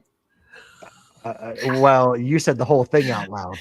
Listen, I was afraid if we. I thought I Hey. hit the I thought I hit the camera and the microphone, and then I was No, like, just I the heard y'all camera. laughing, and I was like, oh crap, D- sorry. I Sorry hope it about wasn't that. That's the other Wait, thing. you had to do that too? What? Yeah, like I was afraid to just leave you on Yeah, here. We've been hearing sounds we don't want to hear. When I said, well, you just said, oh crap, and I was like, oh, that Oh, too. no. Yeah. I had to go so bad. Sorry. Well, I like the way. I thought it was I a didn't very mean that colorful to way be you on air. announced it. Listen, didn't- I get it. You're looking out for number one. I understand. Yeah, exactly. That's what you got to do. Exactly. All And we were right. just talking, and all you missed is we were talking about, that what was it? UGA streaming down the field, and I said, and Ole Miss's defense looks pissed. So, yeah. So he didn't miss too much, Okay. and we got Eric to break.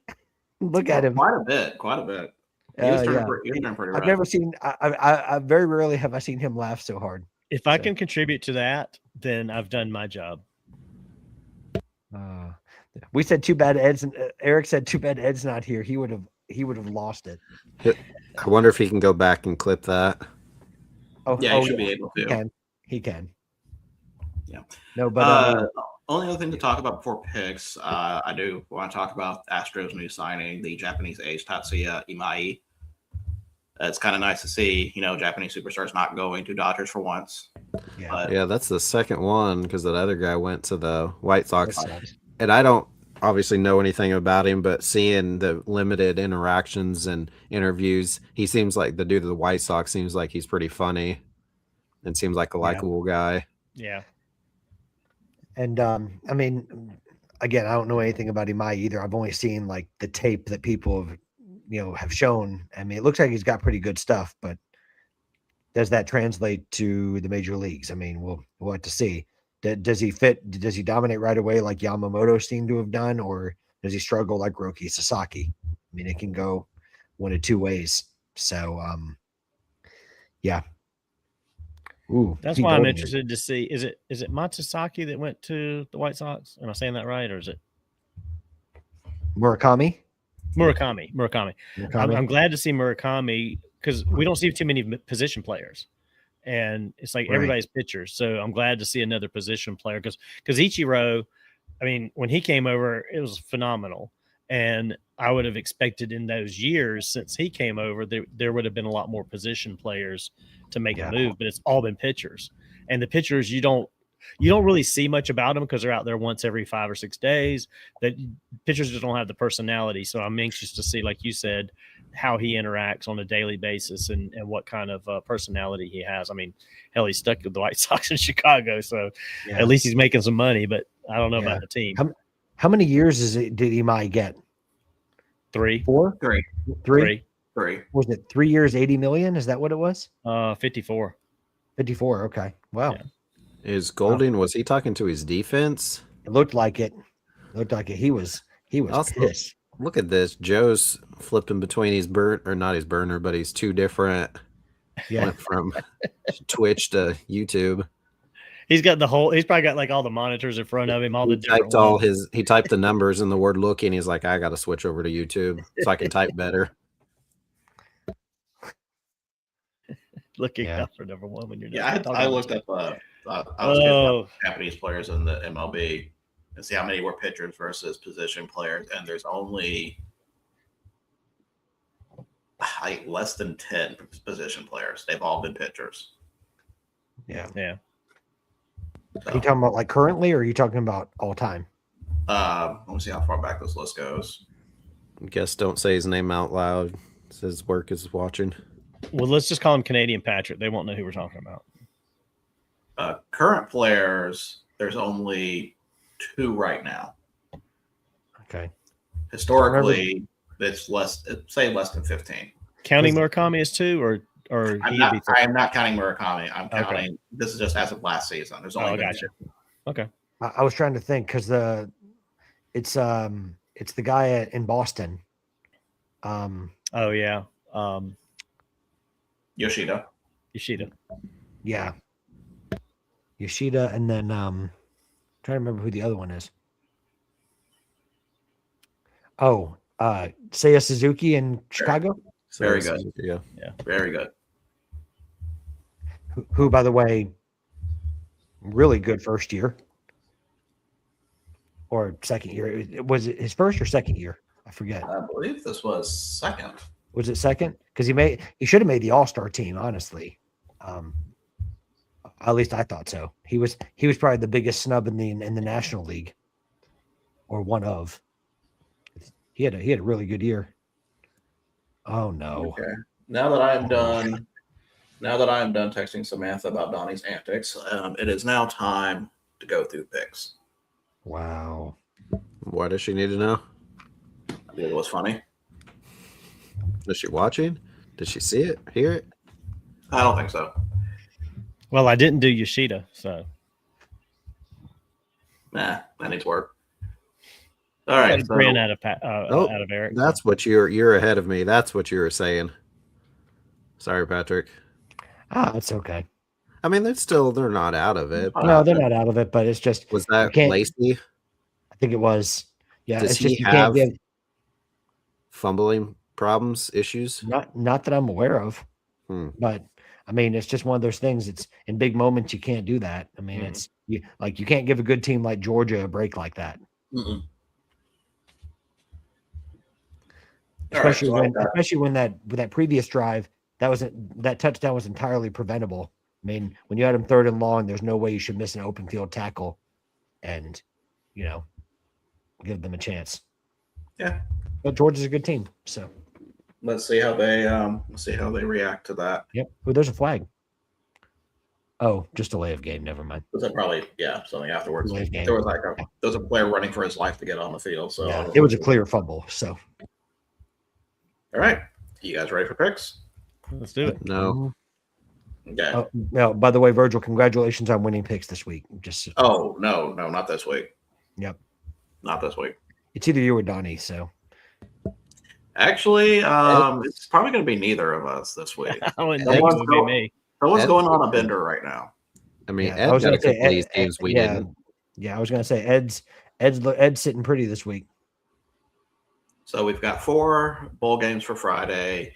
We've got the FCS championship. We've got the Division III championship, and we got the ever so predictable Week 18 NFL games. So let's start. So first game we have, and Ed did send me his picks, so I can't do bits for that. It's I mean, Kent you State for can. every pick. Yeah, it's Kent State for every game, just so you're aware. No, of course. So the first game is the Lockheed Martin Armed Forces Bowl. It is Rice versus Texas State. Texas State's a 14.5-point favorite over under 57.5. Texas State at 80.1%. Can we stop doing these bowls after the playoff games of like we have these random no name bowls that are happening after we're already 2 rounds in the playoff. These games should all happen before that. The playoffs should These be should be the last. pre-Christmas. Yep. You should be preseason. Texas State. Okay. Patrick. Texas State. Donnie. Same, Texas State. And Texas State for me. And I always forget Rice has a football team. and I know I don't mean that forget to be Rice is disrespectful. I forget Rice University. Well, I don't forget because of my favorite baseball player, but yeah. By the way, shout out to a person on here that knows who he is, but I got a couple of signed baseball cards of that player sent to me by this individual, and that individual knows who they are. So thank you very, very, very much, and big shout out to you. That's Very nice. awesome. Ed also picked Texas State. Next game. No, again, he picked Rice. No, I'm not. I can't do that. He actually sent his picks this time on time. Oh, unlike me, he actually sent his picks. Nah, I said you've done it. Donnie has been late on picks. Eric is like the most efficient person. He will send it to me before he tells me he's not going to be here. That's how good he is. So I have to give props for Mr. Prophet for that. Thank you. Teacher's pet. I was. What? I was a valedictorian for a reason. Were you valedictorian? What? Yes. Were you really? Yes. I didn't realize that. Yes. you We're guys think I'm today not finding smart? this out? Oh my gosh. I No, was we today didn't say years. that. I was today years old when when I realized he was valedictorian. Good for you, bro. Thank you. One of my good friends at work, same thing. Recently, she found out. She's like, "Nuh-uh, I've known you for 2 or 3 years, and you've never." No, I mean, I'm not surprised. I know you're smart. I just didn't know. But there's a lot of smart people that weren't valedictorians. I wasn't one. Yes. Were you the only one in your graduating class? No. Donnie's seen my high school. He knows that it's a big school. There was 300-ish, Good for you. and That's very I was good. one of 2 commencement speakers. I got to give the commencement speech during graduation in front of 2,000 people. That's Wow. why I like, and that's the thing. Like I always tell people, or people always like, this guy doesn't ever talk, which a lot of times I don't, but I don't mind it. And that's why I do a lot of, customer service type stuff. But then also if I had to do any type of speech or whatever, and then doing like podcasts and this, it doesn't bother me because I've been doing this for years. I actually graduated a semester early and started taking classes at a local JUCO. And one of the first classes I took was public speaking. So I actually took a college class on it while my rest of my I was about class. to say you took classes at Juvie, and I was like, good for you, bro. No, the rest of my classmates were still finishing up their last semester in high school. I was already, because what I only had to take an English class. So I think it was English. I ended up doubling up.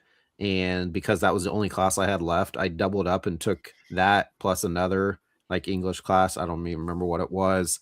This first semester of my senior year. That way I could graduate at semester, and then took a full course at the JUCO, and then still went back and obviously walked with my high school friends. But yeah, I got an early start. That's Well, awesome. that's for someone who barely graduated high school. Congratulations. Thank you. Next game we have is the AutoZone Liberty Bowl Liberty. Liberty. Wrong Liberty. between Navy and Cincinnati.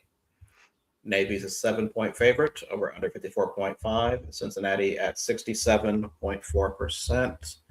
Let me check one thing real quick before we make this pick. I want to see if Cincinnati's quarterback is actually playing in this game or not. Does it matter? For some people, it may. Not I. Sorry, Not Zach. I. Sorry, Zach. Go Navy. I don't know what their slogan is. Go Navy. Okay. Yeah, give me Navy. Patrick? Navy. Okay. And with the news that he is not playing, Navy for me. See how he does this, guys? I know. Well, I'm sorry for doing research and being thorough about these. I gave you the information too. After we already set our picks. You did. You said it didn't matter. No, it doesn't. But it's like, oh, let's wait. Okay, what'd you guys say? Navy. Okay. Oh, by the way, since his quarterback's not playing. Well, apparently I was the only person that needed that, so it didn't I was matter. wondering why you were saying that. What about Ed? I picked Navy. Okay, sweet. All right. Next game is, why is it not coming up? There it is. The Trust and Will Holiday Bowl. Arizona versus SMU. Huh. Arizona's a 2.5-point favorite, over under 52.5. SMU at 52.5%. That is weird that the predictor and the over under are the same numbers. I thought I screwed up for a minute. Who's the sponsor of this bowl? It says Trust and Will. Trust and Will. So like a will making site. Okay. Yes. Because when I watch a ball game, I want to think about my imminent death. I mean, if you watch Alabama play. Trust me, I will not leave you any money. That's what my kids hear. This I think could be a good one. Arizona, though. Arizona, okay. Do they have somebody out? I didn't hear about any opt-outs for this one. Okay. Oh, you're just being a dick. Okay. So it's Arizona against whom? I'm sorry. SMU. Pony Ooh. Express. Ooh. By the way, I just found out Damon Evans is the athletic director in SMU. I missed that somewhere along the line. I thought he was still at Maryland. Excuse me. Was that this year change? It must have been. The only reason I even know that is because I watched that new E60 thing on, which, by the way, you guys should watch that on NIL and college athletics. It was just released. A good E60 thing that Jeremy Schaap does. So it's worth a watch if you get the ESPN app at all. That move so much so choked him up. Yeah, I know, right? It did.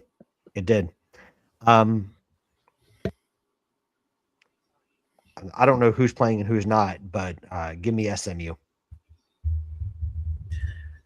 Donnie. I'm going to take Arizona in this one. Do I need to remind you that SMU is an ACC team? Yeah. Okay. Doesn't matter. Who beat the lone ACC team that's still in the playoffs? I like Rhett Lashley a lot, and they may lose, but I like Rhett. Yeah, I like what he's doing at SMU. I'm not sold on the consistency that SMU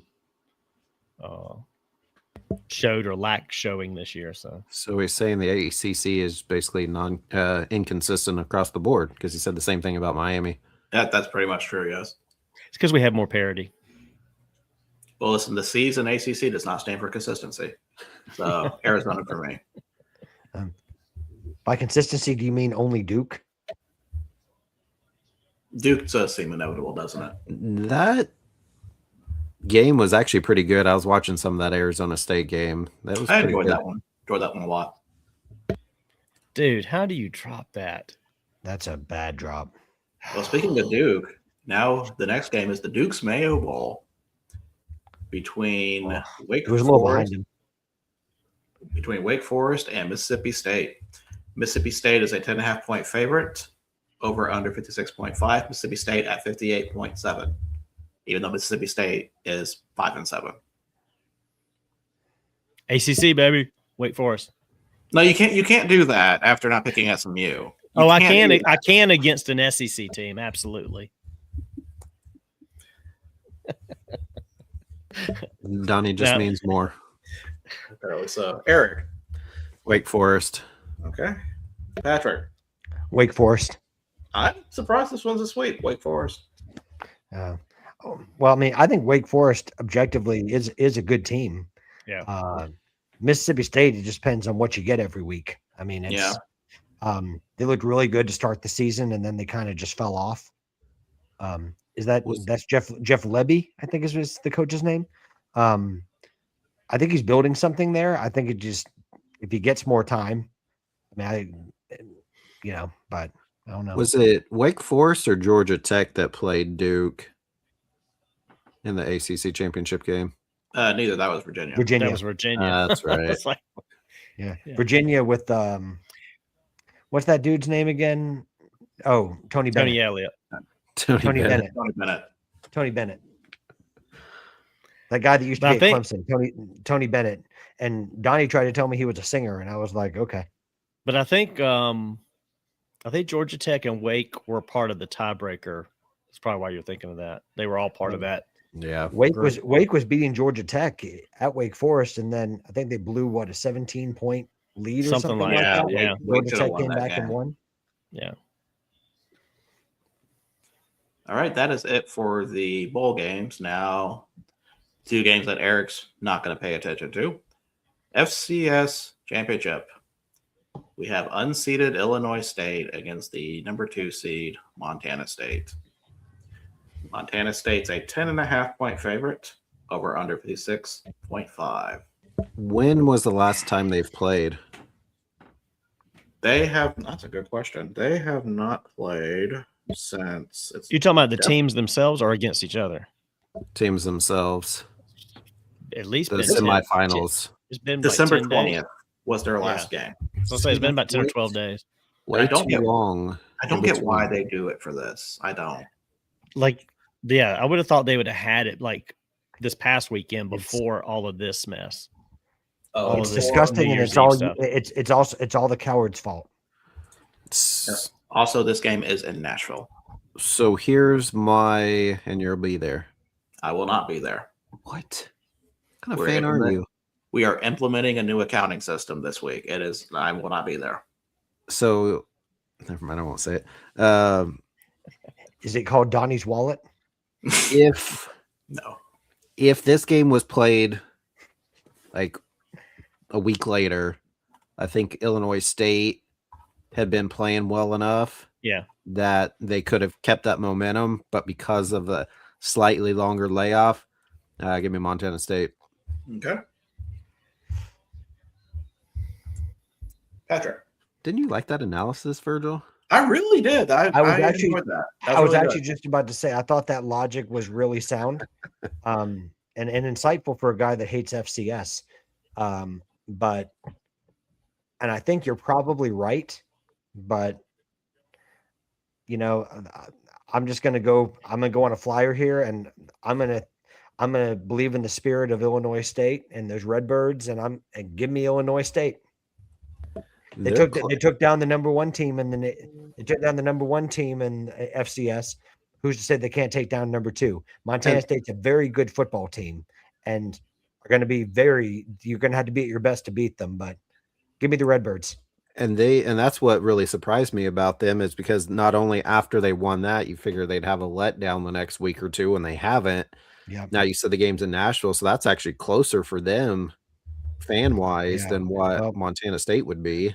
I'm taking in the formula that I had to use that I stole from Donnie about headwinds and tailwinds and, jet lag factor and, wind chill factor and, winds. And I mean, it's a very complicated system. But Illinois State came out just ahead. So when I did the math, that was physical year 2026 data. So, Donnie, what's your pick? I'm going to go Montana State. I'm with Eric, though. I think if this game had been played sooner, I would have gone with Illinois State on the momentum they had going into Fighting Illini. Anyway, Montana State looked like Did he go back home? And I think they're a pretty solid team. So, am I breaking up? Did he take another bathroom break? Am I breaking up? Did he take another bathroom break? I was gonna ask if I had to go pee, if I'm supposed to announce it to everybody before I go. No, Yeah, you're not supposed to announce that before you go. Well, I mean, it's proper hey, etiquette y'all, to peace announce out. things. Am I seriously breaking up? Yes. You did, not Okay, right sorry. now, You but you did. Yeah, you did. Okay, It it's probably because Rhonda's on her iPad now. No, I'm just kidding. Oh, wow. She just look. Wow. I just said that to see what kind of look I'd get. She Death just gave me, glare. like, did my head cut off from the lasers that she Do just we shot have like towards me? a back behind camera that pans over to the wife when he says that I to see know. her death stare? Anyway, I was gonna say I would have gone if the game was played early. There he goes again. There goes again. He just doesn't want us to hear his Momentum they had, analysis. but Montana State, Jesus Christ. Montana State Montana has State. Jesus on their Wait, side. wait, Of course they're gonna win this did game. you just pick Jesus to win this game? He said Mr. Montana starting free State, safety. Montana State being led by Jesus Christ. I must have missed him on the roster. So, Man, that's got to be an advantage. He's number one. That's got to be an advantage. that's got to be a little divine intervention there. So, Illinois State. Ooh, that's Beat the targeting. Cowboys. That's targeting. He's out. He Oh gonna my, be out. oh my goodness, yeah.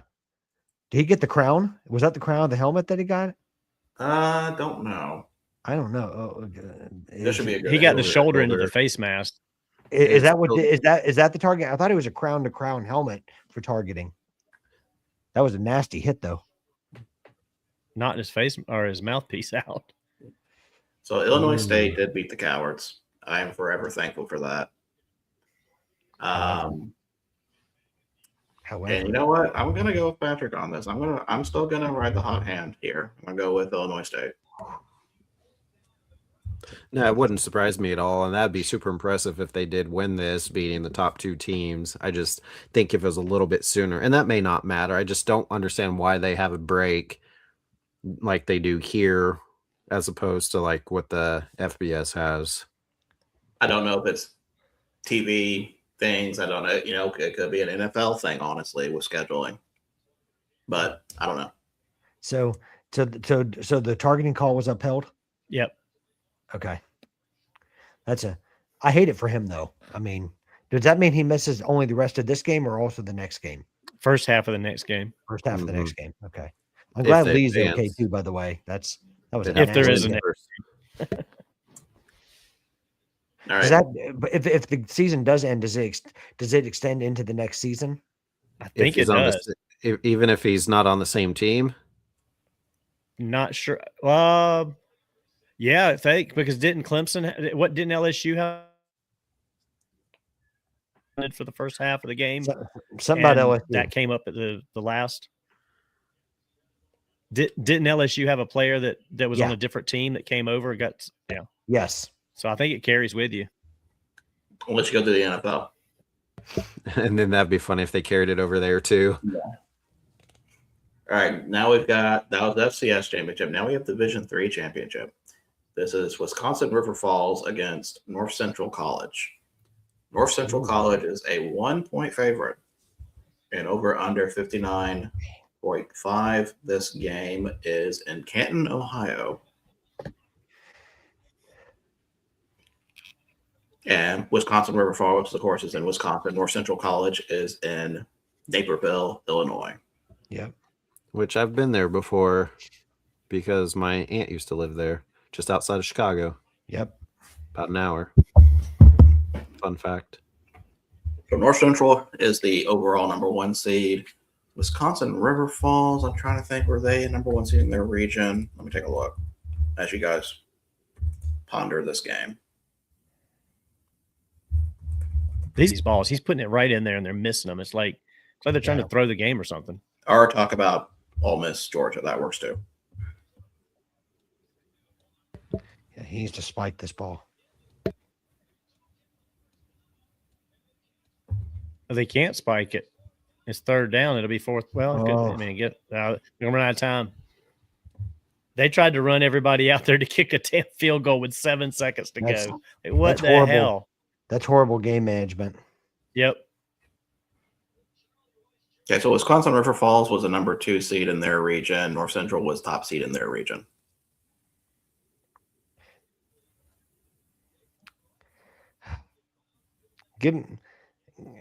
So you said North Central was top in theirs, and you said Wisconsin River Falls was top in theirs? Well, no, Wisconsin River Falls was number 2 in theirs. Me too. Give me North Central. I think that they've had a really dominant run. Yeah. Okay. Donnie. North Central. Eric. Give me the Napervillians.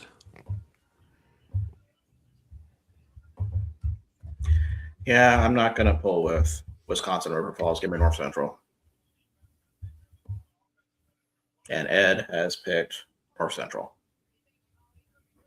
All right, now it's time to move on to the NFL games. So, of course, if you have any analysis that you'd like to share with any of these teams, with your teams, please let me know. First game is the NFC South Championship game. Panthers versus Buccaneers. Buccaneers are 2.5-point favorite, over under 45.5. Buccaneers at 62.3%. And Ed has a little note with this. He says, as a lifelong Panthers fan, I will be picking the Panthers. He said, as a lifelong Panthers fan? I may have added some stuff. He did. I mean, I figured it was quite a long time. I mean, Yes. For the long run of the breakfast takes, he's been a fan for that long. I mean, it's pretty impressive.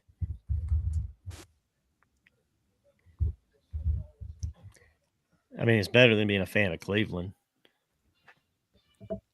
I don't know. I'm a fan of their QB room, to be fair. Yeah. So, Donnie, what do you think about this game? I don't even want to start talking because it's going to cut out on me. Y'all miss everything I'm saying, but I'll try. It makes me nervous because the game's in Tampa, but I think the Panthers have a good shot at winning this game. We can't make stupid mistakes.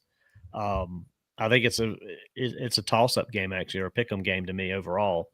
But I'm going to go with the Panthers. Hopefully they can find a way to win the game. I'm hopeful now that Olave is out, which that makes much difference for New Orleans. But the fact that Atlanta beating the Rams actually makes me feel good. If they can win against New Orleans, then it doesn't matter as far as playoffs are concerned. But I want the Panthers just to win this game anyway. So hopefully they can find a way to not let Baker get hot at home with Mike Evans. Okay. Eric.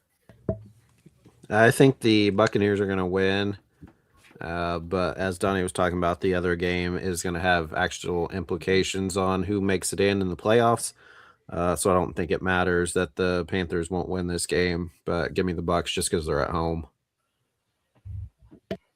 Patrick. So question.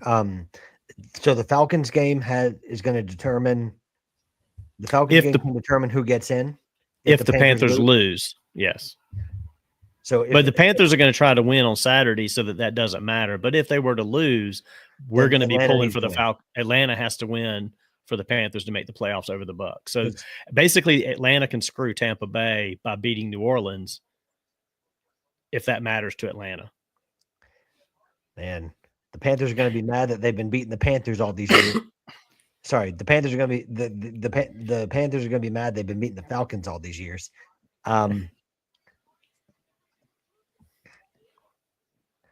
I think that now that Baker's got some of his complement of receivers back, I think he can do just enough to win. So give me the Bucs. I think it's going to be a really close game because I don't really think that either of these teams are great football teams. They have their moments. That's more what I see with both of these teams.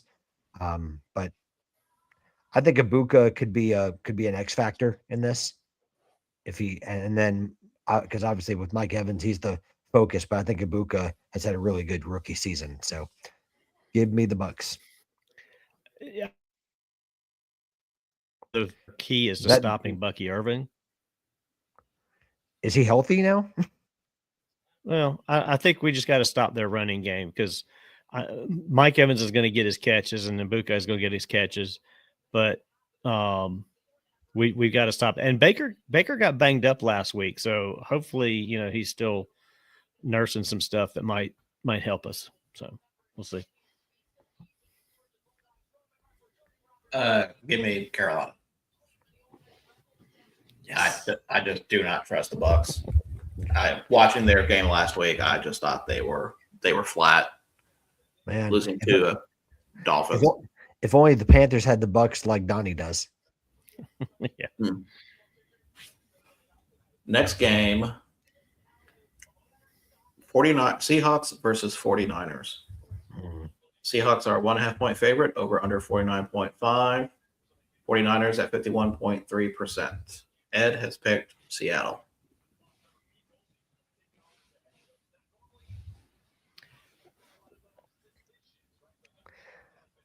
I mean, I still like Seattle's defense, and I don't trust the 49ers defense really, but I don't think Sam Darnold has done a whole lot either in recent weeks.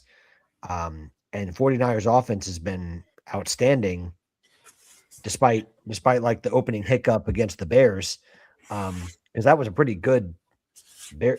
Sorry, no.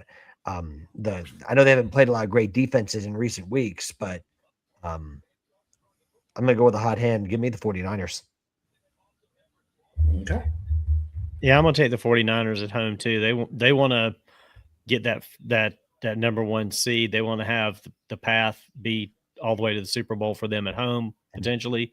So they're going to be playing their ass off, and I think they're playing better than Seattle. Seattle, granted, they struggled against the Panthers a little bit last week, and Darnold looked okay, but we'll see. I'm going to go with the Niners. They struggled against the Colts too. Yeah. I mean, and They then didn't score a touchdown against the Colts. It was all field goals. yeah. And the Niners looked pretty darn good. I mean, and they have Kittle back this week, right? Yeah, Kittle should be back this week, and and so Purdy was on fire the other night, so they're going to be wanting to put away Seattle. And it's a standalone game on Saturday at home, so they're going to be fired up. San Francisco. Yeah, for me, Seattle kind of reminds me of Texas Tech. Great defense, great offensive weapons, but quarterback's a liability.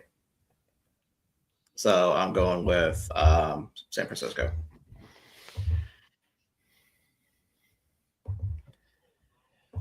Next game. Apparently, Patrick was upset that I said that, and that's okay. Next game. Like, I'm out of here. Saints versus Falcons. Falcons are a 3-point favorite, over under 42.5. Atlanta 53.7%. And Ed has picked the Saints. What? Let me double check that. They've been playing okay. Shuck is they decent. have. Oh yeah, I'm just because if they win, this will be a 7-win team this year after starting out. Because if Shuck would have been the starter, when did he come in? Still early in the year, I think, but or maybe not. But week 8. No, he came in. I think about. Yeah, I was about to say about 5 or 6 games ago. Yeah. Well, then they for sure probably could have been a 9-win team, but the Falcons looked really good the other night. Was that the Rams game? Yes. Yeah. Why do you say it like that? You know why? And Bijan looked really good. Cousins, I don't know about that, but I do think the Falcons would like to play spoiler, so give me the Falcons. Okay. Yeah, I'm gonna take the Falcons at home as well. Despite the fact that it may help the Panthers. I think a lot of those guys are fighting for their jobs overall to some extent. And it seems like the Falcon, I don't know if the Falcons players are playing for Coach Raheem Morris. Raheem. Yeah. His name went right out of my head. Raheem. I think he's been kind of on the hot seat a little bit this year with Falcons fans. And I think the players are trying to do everything they can to protect him a little bit. So we'll see. And they are playing better. But the Saints have been good this year too. So I think this will be a close game as well. Patrick. I think the Saints have started putting it together at the end of the season. I think what they've done with what Kellen Moore has done with Tyler Shuck has been really good. And then I forget the name of that guy that Donnie picked up in fantasy football, but he's been good. That guy Donnie picked up. That's how I know him. What position? The running back. Dean. And Olave was looking really good before getting hurt. I know that's a factor in this because I think Olave is doubtful for this game. You're not talking about Devin Neal, but are you talking or about Neal? Yeah. Devin Neal. He's been out, so you're probably talking Audric Estime from Notre Dame. Yeah. I don't have him. He was the one that scored last weekend. Yeah. And then Neal was at KU, but he got hurt. The overall point being that they've had guys step up. I think they're going to miss Olave because Olave's looked good when he's been healthy. But Olave is out. Olave is out of the game. Well, I knew he was doubtful, so I knew he's out. Was probably not going to be a factor. But I still think Tyler Shuck has won his first 4 games starting. And it's a rivalry game against Atlanta. It's always close. I think it's going to be a close game, but I think New Orleans comes into Atlanta and wins. And so Donnie misses the playoffs. Yep. Congratulations to the Bucks. I actually hope the Panthers do make it for the record, but he's just saying that this year on here. You what? Well, even if they don't make the playoffs, what the Panthers have done this year is a positive step forward, and I'm fine with that. And they'll sign Bryce to a 12-year extension. No, they're not doing. Well, if you guys still had Kadarius Toney, you'd already be in the playoffs. But is Malachi his brother, like his actual brother? I have no idea. Because people were saying that online. I know sometimes they just say that, but well, I was going to say, and I misspoke. I shouldn't say sign again. I should say you should sign Kadarius Toney. Then you would be in the playoffs. Because there was a play last night where Malachi Toney was off sides, and they're like, "Oh, just like brother." And I don't know if they truly are or not. I was going to say, is there another sibling? Because then they can be Tony. Oh man, should have seen that one coming. I'm going to go with Atlanta. It's ironic how all of you are putting faith in Atlanta, and me being closest to them, I did not. Well, no, it's funny that you say you want the Panthers in the playoff, and you basically, with the scenario with your picks, that they're not going to make the playoffs. And he's only saying that because Donnie's on here. He doesn't care otherwise. He's more of a Ed Baker fan. Yeah. No, I'm not. I'm a fan of Baker as long as he's on my fantasy team. That's about it. Because I think Virgil has already informed Matthew Stafford to not play this week. So, what little chance I had of making my 5th place game competitive is quickly gone out the window. Because Josh Jacobs ain't going to play. So, nor should he for his own long-term health. Right. Good point, Donnie. Very good point. Next game, Browns versus Bengals. Bengals are a 7.5-point favorite, over under 44.5. Bengals 79.8%, and Ed going with his Browns. Shocker. Going down with the ship. No, this is between Cleveland, not Wichita State. They're not in play. Is Bailey Zappi starting? That's a very good question. I thought he was. Or are they going to let Shador? Or is Shador going to play that last game? No. Shador, I think he was moved from the practice squad, but I don't know that he was listed as starter. I think he was listed as a backup Yeah, Dylan Gabriel had shoulder issues. I know that. Yeah, they just activated him from the practice squad. I'm sure that Shador will be the starter. Yeah, I think Shador is starting. Well, I hope for Virgil's sake that Bailey Zappi starts. Give me the Bengals. Okay, Patrick. I hope Joe Burrow is doing okay. But I think that win last week really boosted some of the players' spirits. So give me Cincinnati. Eric. Cincinnati and Joe, it ends this weekend, and it's just a couple of no names that are in the championship, so we don't really care anymore. Dang. Wow. Tell us how you really feel. Hope Tom isn't on here. Yeah, better hope Tom Thrashett on here. I mean, the other guy, I don't know who he is. He ain't going to show up. Cincinnati for me. I was going to say, I thought the other guy only played Virgil every week. No. Who, Justin? Oh, sorry. Or was it you that played him 4 weeks in a row? No, I played McCutcheon 4 weeks in a row. That's what it was. But Donnie, was it you that played Kish like 4 weeks in a row? Oh, well, I played Kish and then Tom and then Kish and then Kish again and then Tom again. All right. Next game, Packers versus Vikings. Vikings are a 7.5-point favorite. Wait, that can't be right. Hold on. Yes, it can be. Yeah, it is right now with the That is Packers. right. We're starting Clayton Tune. Oh. So, yes, it's correct. And they're starting Max Brosmer. Over under is 35.5. Under. Green Bay. Did you say that the Vikings are starting Rex Grossman? Yes.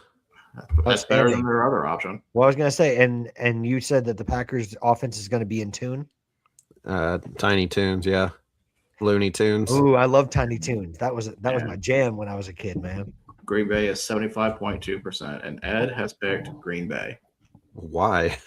I don't know. Give me the Vikings. We're not going to win. Although I hope to see if Diggs gets a couple snaps just to see if he could be playoff ready. He's been terrible this year, but he was obviously a all-pro Pro Bowler previous, and I think maybe getting out of Dallas, maybe re-energized because he's really good friends with Micah Parsons, and so Parsons is glad he's there, and we didn't have to pay a lot to get him for the last game plus whatever playoffs we make, but hopefully because he's not worse than Nixon. Hobbs is out for the season. Haddon's out. Like, we needed a defender because I think we have Valentine and Nixon, and he's not worse, even though he was like the statistical worst corner. Diggs isn't worse than either one of those guys. So I'd be curious to see if he does get to play a couple snaps or not. But yeah, with Clayton Tune and the rest of our 17 string in there, I think the Vikings will win this. Because Love cleared concussion protocol, and if we would have won last week with Chicago losing last week and a potential for them to lose this week against the Lions, we could have still possibly won the NFC North, but because we lost that game, we obviously don't have anything to play for, so we're resting our starters as if it's a bye. And the only bad thing now is Love didn't play. Now will be the last two and a half games essentially before he comes in and plays in the playoffs again. So there's no seeding advantage if they win this game. Nope, we're the 7th seed. Okay. The only difference it would be who we play. So if Chicago wins, we play at Chicago. If they lose and the Eagles win, we play at Philly. So those could still be the 2-3, but Green Bay is locked as a 7. Okay. Patrick. Eric, is there a reason that Malik Willis isn't playing? Is it because he's an impending free agent, or that plus he hurt his shoulder? Okay. He hurt it the end of the whatever game he came in 2 games ago at the end of the game, the Bears game.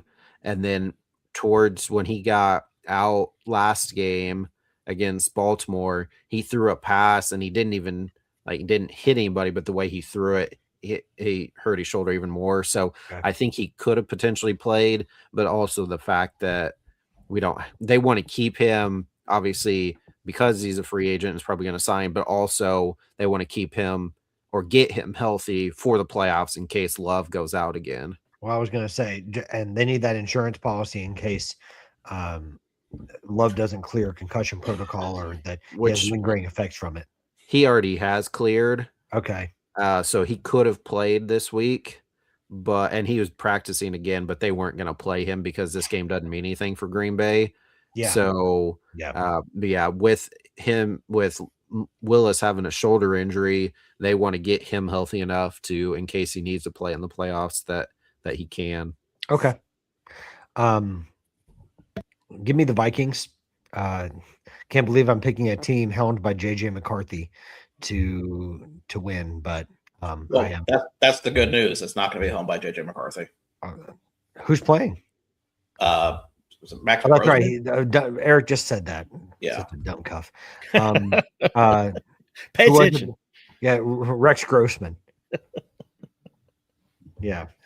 Give me Rex Grossman and the Minnesota Vikings. Actually, I'd like to retract my statement. It is up in the air that McCarthy may play, but it looks like it's going to be. Well, listen, I like the narrative that I've built in my own head. Give me Rex Grossman and the Minnesota Vikings. All right. Donnie. I'm going to go with the Vikings at home because, like Eric said, Packers have nothing to play for. They're walking wounded for the most part. Vikings are going to just win this one.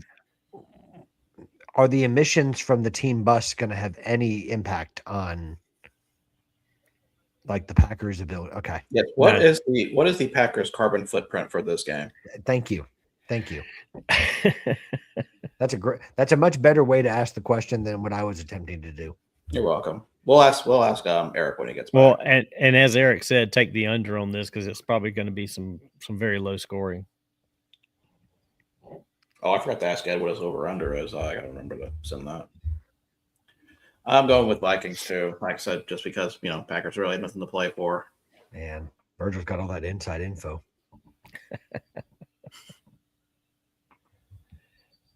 Okay, next game is Cowboys versus Giants. Cowboys are a 3.5-point favorite, over under 49.5. Giants at 51.7%.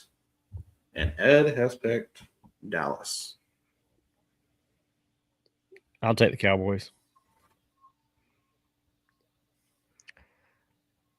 Yeah. Okay. I'm going to take Dallas as well.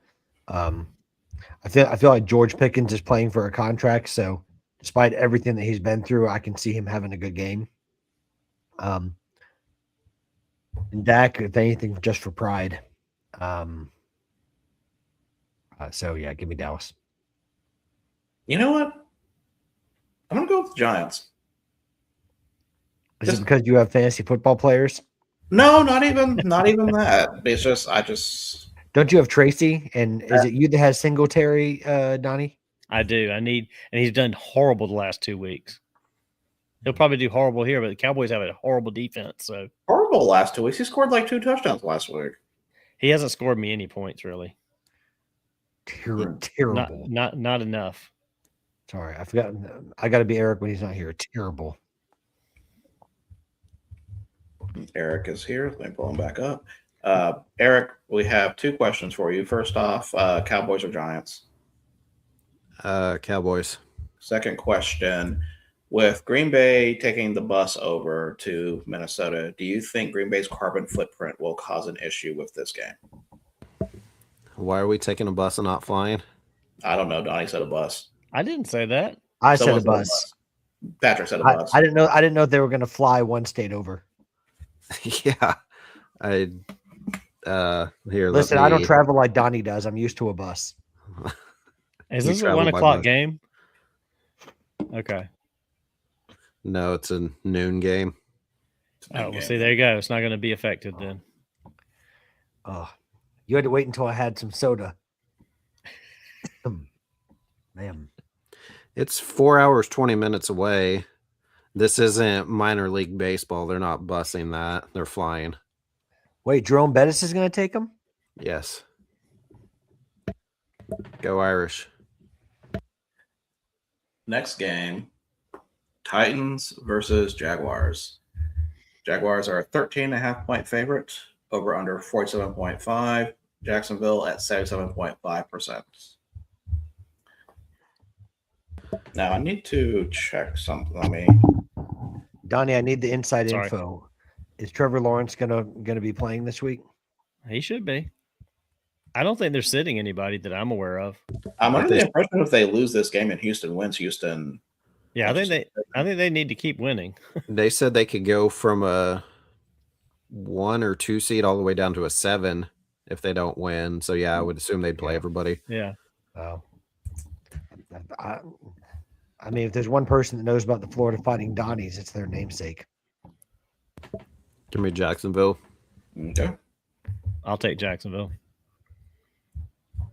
Shocker. Patrick. I would like to select the Florida Fighting Donnies, please. Okay.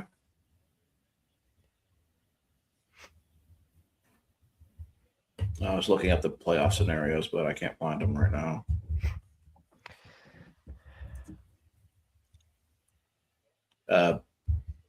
Jaguars for me. Next game, the other AFC South game, Colts versus Texans. Texans are a 10.5-point favorite, over under 38.5. Texans at 69.1%. Texans. Listen, I'm going to be in solidarity with Eric this week. I ain't even picking my own team. Give me the Texans. And Texans for me. Although shout out to Riley Leonard getting his first start. Go Irish. Yeah, I'll be looking forward to seeing how he does. Hopefully he can throw a touchdown. He looked good when he replaced Daniel Jones. He can run. He ran a lot for Notre Dame. Yeah. Had a lot of rushing touchdowns. And even passing the ball, he looked okay. I mean, he's not the greatest. I mean, but he's no Phillip Rivers, but listen, Phillip Rivers is like the Heath Slater of the NFL. He's got kids.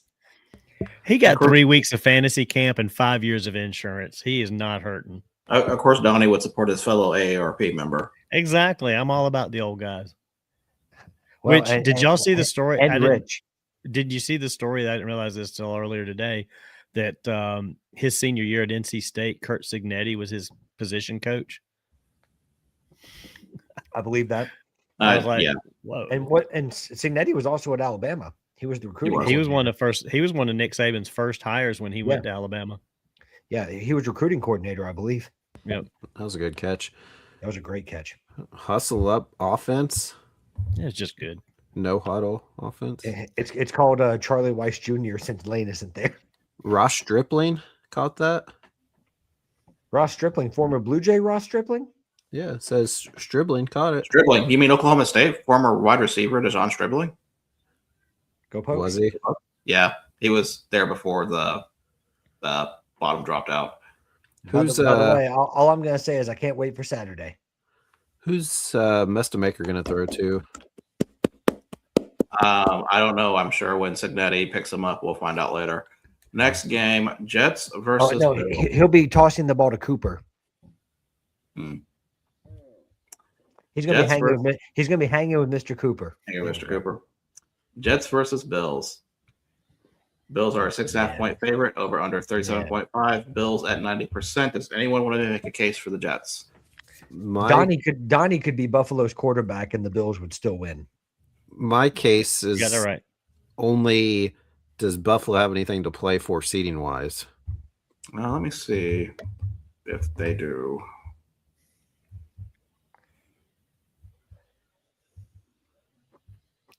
Buffalo does not. So they're locked into whatever seed. Well, and see, this doesn't give me seeding. It just talks about clinching. So let me see if I can find seeding. Because, so let me ask this then. Is Josh Allen even going to play? But doesn't matter because that 6.5 is what tells me I think they're not playing for anything. Mm-hmm. because otherwise it would be at least a 13.5 point.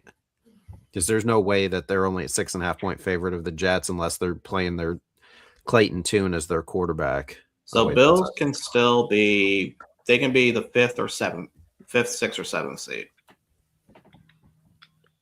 Why would you run up the middle into a freaking wall of people? And that's why Joe Judge is an assistant in college and not an NFL head coach anymore. But regardless, no, nobody's making a case for the Jets, Bills, all around. Okay. The fact that no one is speaking up, I am assuming you all agree with them. Bills, yeah. Bills. Next game, Lions versus Bears. Oh my. Bears. Chicago's are a 3-point favorite, over under 50.5. Detroit is 54.1% in the predictor. Really? Ed has picked the Lions. He is probably thinking that the Bears have nothing to play for.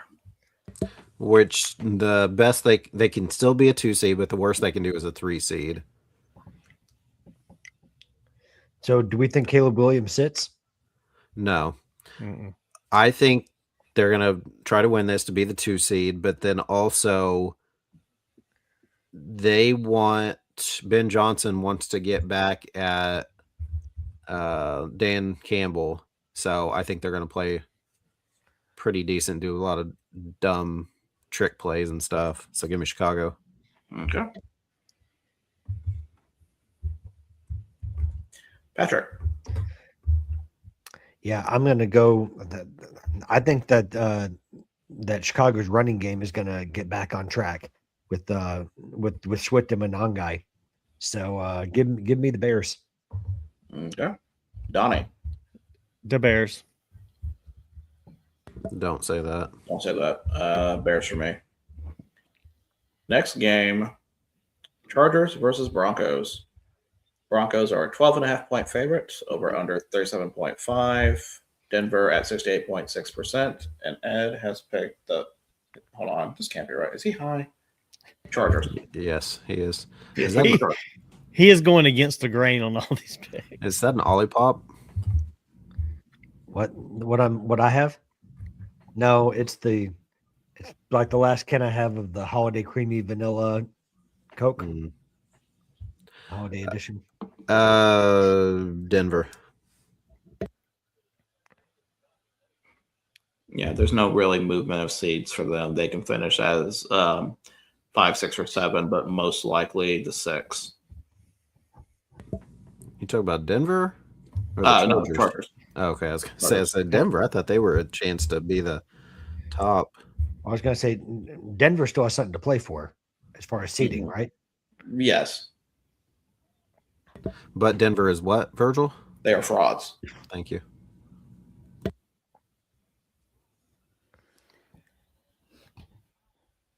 I'll take Denver. He ran right into his own guy. Yeah, the whole right side was wide open. All he had to do was like stutter out to the right, and he probably could have got 6 yards off of that play. Donnie for sure could have gained 7 on that play. Faster than some of these guys. Yeah. No, you're not. Patrick. Those linemen, maybe. These linemen run 4.7 40s. They would smoke you in a race. Mm-hmm. They would lap you in a race. I'm sneaky fast. That's what they say about us white guys. You're not. Buying a hat maybe, but not running. You're so sneaky fast you forgot to mute your mic when you got up. That's why I thought I was going to be already in there before I said it. Oh, Okay. man. Patrick?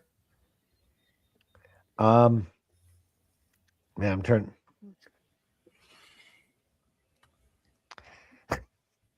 Make fun of me. Which game are we doing again? Chargers versus Broncos. Okay, Broncos. I deserve to be made fun of for that. Oh, he almost tripped. I thought he tweaked something for a minute. Yeah. Oh, yeah, his lineman. Yeah, I'm going to pick Broncos also.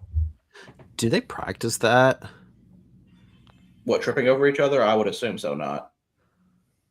I mean, because anytime I've ever seen it, they always kind of hop 1 foot back and still typically get a pretty clean handoff when they get stepped on.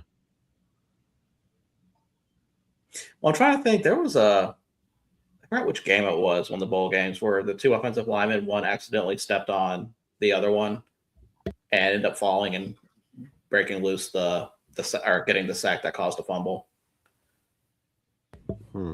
Forgot which game that was, but yeah, that's it. These things happen.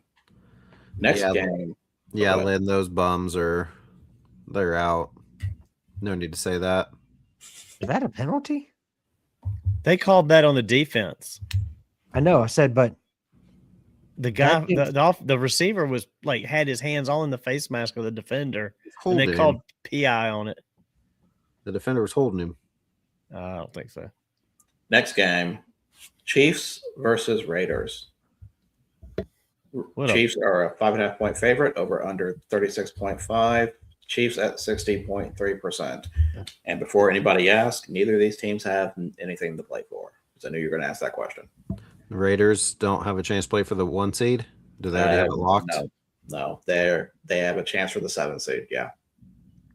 I feel like the loser in this game is are the fans that have to watch it. Yeah, you should say that out loud. Hey, Mrs. Influencer. Well, I mean, would she disagree? I said, how bad are you going to feel? The win would be the cheap tickets that you can get to go to the game. Well, it's in Vegas, but yeah. I said, yeah. Oh, why would you do that? I said, how bad are you going to be if you guys lose to the Raiders? But regardless, give me the Chiefs. Okay. Patrick. Chiefs Kingdom. Okay. Donnie. Yeah, Chiefs are going to win this game. Pick again. They don't even try to. They don't even have to try hard. You know the rules. You're not allowed to pick the Chiefs. Certainly not picking the Raiders. Okay, fine. I can't make a budge on that. And Chiefs for me. Ed also. Who's the quarterback for Kansas City at this point with both Minshew and Chris Lodikin? He didn't look bad the other day. He looked fine against Denver. Yeah. I don't think he looked that bad at all. I thought you said Anakin Skywalker, and I was like, what's that? I don't know who that is. Lynn, don't be bringing that stuff in here this time of night. Next game, Cardinals versus Rams. Rams are a 7.5 point favorite over under 46.5. Rams at 78.4%. Ed has picked the Rams. Oh, just a bit short. And Rams have pretty much not a lock at it, but they still have a shot at a 5 seed, but it looks like 6 seed is possible. There's no chance for a 7 seed for them. Yeah, Cardinals don't have anybody to play though. They're just like horrible right now. Michael, you guys beat an overrated Pavia. Why would you kick? Anybody? Especially a 55-yarder. For what? One less Iowa beer for you, Donnie. I'll take it. What? You're up 9? Yep. Why? What? Sorry, Lynn. And you still be up just 2 scores. Why would you not just go for it? Yeah. Analytics. Especially if you're in their territory. Well, guess what? Analytics suck. Go for it. I'm just saying analytics. That's the excuse I used. Give me the Rams. Yeah, don't let me down, Virgil. Rams. Like I did last week. Yeah. Yeah. Patrick. I'm going to go for those. Despite not helping me fantasy-wise, I'm going for those valiant Virgils of the city of Los Angeles. I mean, if they're not helping you in fantasy, that sounds like a personal problem. Rams for me. It means I can't draft a fantasy football team, I know. Next game. I ain't doing any better. Next game, Dolphins versus Patriots. Patriots are a 10.5 point favorite over under 45.5. New England at 80.1%. And they are still in the hunt for a 1 seed. So And see, that's why this game, being a 10.5 point game, but the Buffalo Jets is only 6.5. Yeah, that doesn't make sense. So, Patriots. Patrick.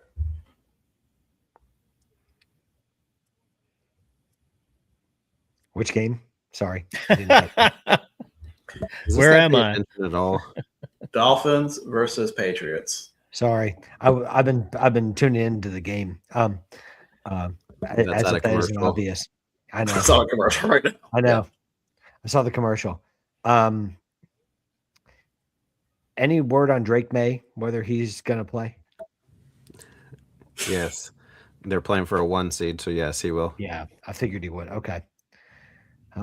Give me the Patriots. Okay.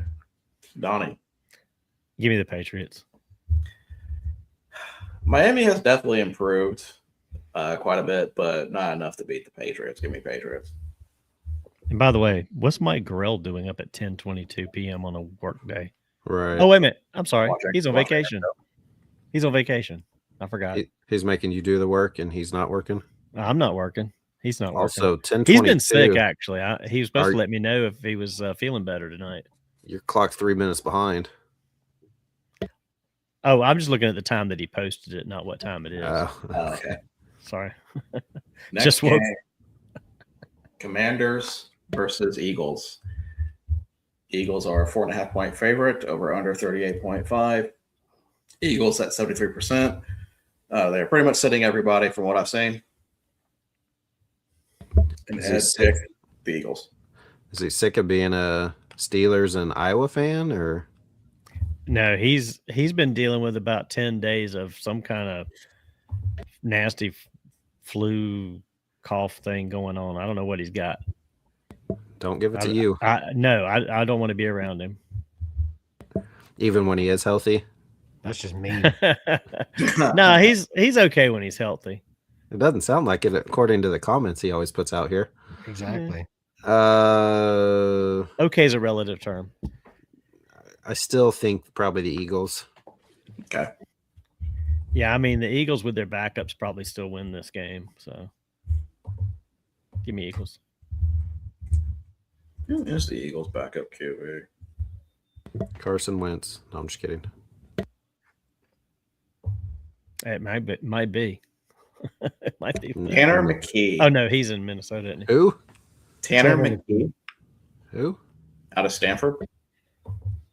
Dang. Step up. Time to shine. Okay. Patrick. Which game are we doing? No, I'm kidding. Give me the Eagles. Okay. I'm going to go with the Eagles also, which means they will lose. And the last game to decide the NFC North, Ravens versus Steelers. What'd you say? AFC North. Okay.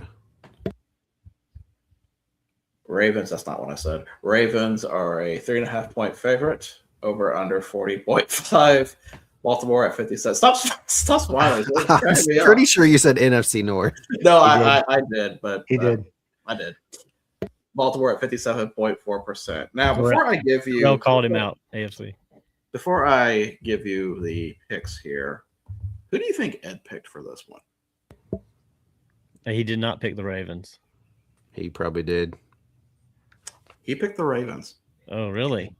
Get it. Oh. Yeah. Yes. Go, go, go, go. I don't know why Ed picking the Ravens would be a reason to clap. That's kind of weird, I but was gonna say, why is this dude cheering? Who, me? No, we know you. This other homer below you. Because I want Georgia to lose. Is that Tylan Wallace? that is not Tylan Wallace. you were off by a few years. It's not Okay, Rasheed so- Wallace, right? It could be. You were, it's probably closer to Rashid. Yeah. Okay. So Ravens versus Steelers. Or Mike Wallace. The 60 Minutes journalist. No, dude? no, the former Steelers receiver. Oh. That nice That's little Eric. That's a deep cut on the Steelers receiver there. Yeah, Mike Wallace. But not the 60 Minutes guy. I thought that'd be up your alley. Donnie. No, honestly, that I expected that response. I can see Virgil watching 60 Minutes. Bubba Wallace. Bubba Wallace. Lamar's back. There you go. Which kind of Hotty toddy, baby. Let's go. Let's go, hotty toddy. Are they going for a 3-point play here? Listen, Pete Golding is looking like a first time head coach. He's got that. Told the camera to shh. He's got the Signetti going on. Without the Signetti results, I don't know if Lamar Jackson being back is actually a good thing or not at this point. So he is actually going to play. He's saying he is. Wow. They still have a chance to win the division, don't they? This is for the division. This is for the division. So I mean, that's why he would play. He's trying to win it. This is the AFC version of what's going on in that other conference. Yeah. Just go back to your game. I think the Ravens figured out that they still have Derrick Henry, so they're going to use him a lot. So give me the Ravens. See, that's my concern with Jackson being back. Because he's going to try to run now and, hold on to the ball. Coming back from an injury? I mean, it didn't stop him before.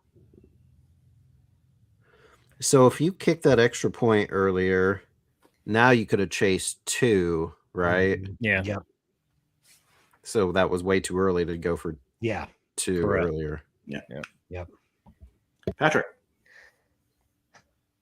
I think the X factor in this, even with Lamar, if he plays, I still think if you're the Ravens offensive coordinator,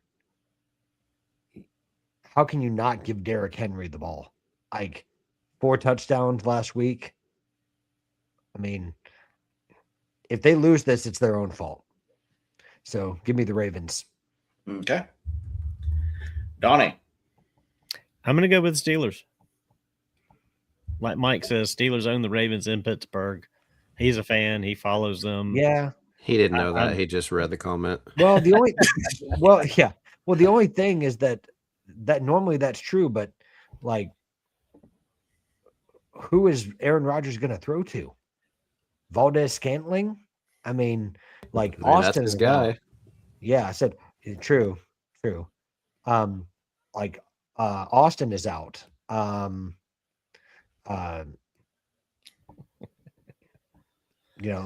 they just don't have any receivers that are available. Well, they got like 300 tight ends to throw to, so true. Is that Freiermuth or whatever it is? Freiermuth, Washington, Smith. No, Washington's out for the season. Out. Yeah, Washington's out for the season. Oh, I missed that last week. He got hurt last week. Darnell Washington? Is that right? Yeah. Mm-hmm. He broke his forearm or something like that, and he's out for the season. I apologize. I did not know that. Yeah. So. Austin's back. Is that the 316 version or? Mm-hmm. Tavon or Calvin? Stephen F. Stephen F. Well played. Stone Cold Steve. So Baltimore for me. Which is that for fantasy football or for your picks? That's for my picks because let's be honest, they're going to overthink things and they're not going to give Henry the ball. Probably. But I'm still just going to go with them. Well, what's the guy's name? Is it Todd Grantham? That's the offensive coordinator. Grantham's at UAB. Oh, I'm sorry. Is it a Grantham? Who is the Ravens offensive coordinator? Offensive or defensive? Offensive. Offensive is Todd Monken. Todd Monken. That's what it is. What was Kirby? Was he trying to call a timeout or what's he upset about? No, he's saying somebody was holding on offense, had him by the jersey. Oh, yeah, always. Well, I was going to say, like, he hasn't talked about the 1,500 calls that they always get. It's always about that one that they feel like they get slighted. Yeah. Was he calling timeout or was he clapping? I couldn't tell. He was grabbing at his shirt, saying that somebody was holding on that touchdown play. All right, time for over-unders. So we will go with who got first last week. Oh, that's me. Imagine that. Yeah, imagine that. Humble brag. Give me the over on Arizona SMU.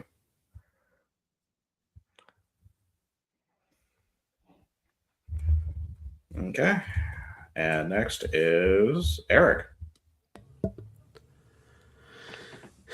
Give me the under Green Bay and Vikings, Brosmer against Toon. So you are sticking with that. Very good.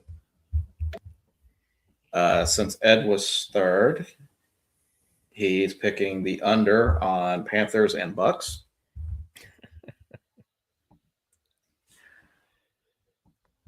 Donnie. I'm going to take the under on Lions Bears. What is that one? That is. I see 50.5. Okay. Patrick. What's the over under on North Central and Wisconsin? 59.5. By the way, I was really hoping you were ready to ask what game are we doing. No.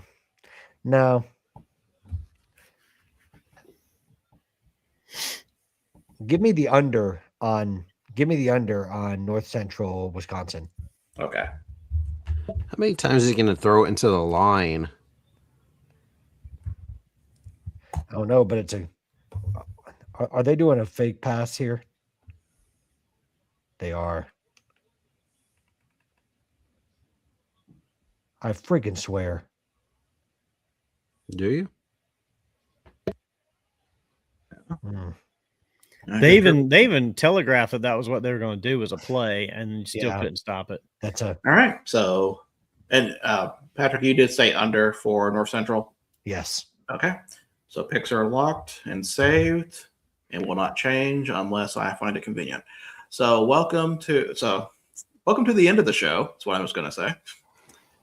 I'm going to open the floor. Is there anything else you guys would like to talk about before we head out, or anything else you want to bring up that we have not discussed? No. Prophet, you good? Yep. Oh, the e-driver says that he's right. What's he talking about? Don't laugh. You know I'm right. What's he talking about? I don't remember what that was about. Well, thank you all for joining us this evening for our first show in 2026. So we got a lot of games to go through, so we'll see how that works out for next week. We'll have the fallout for the championship games and the FCS, and of course the last week of the NFL. We'll have the fallout there and see what happens, and we'll have playoffs set. Thank you for joining us, and have a good weekend. We'll see you guys later.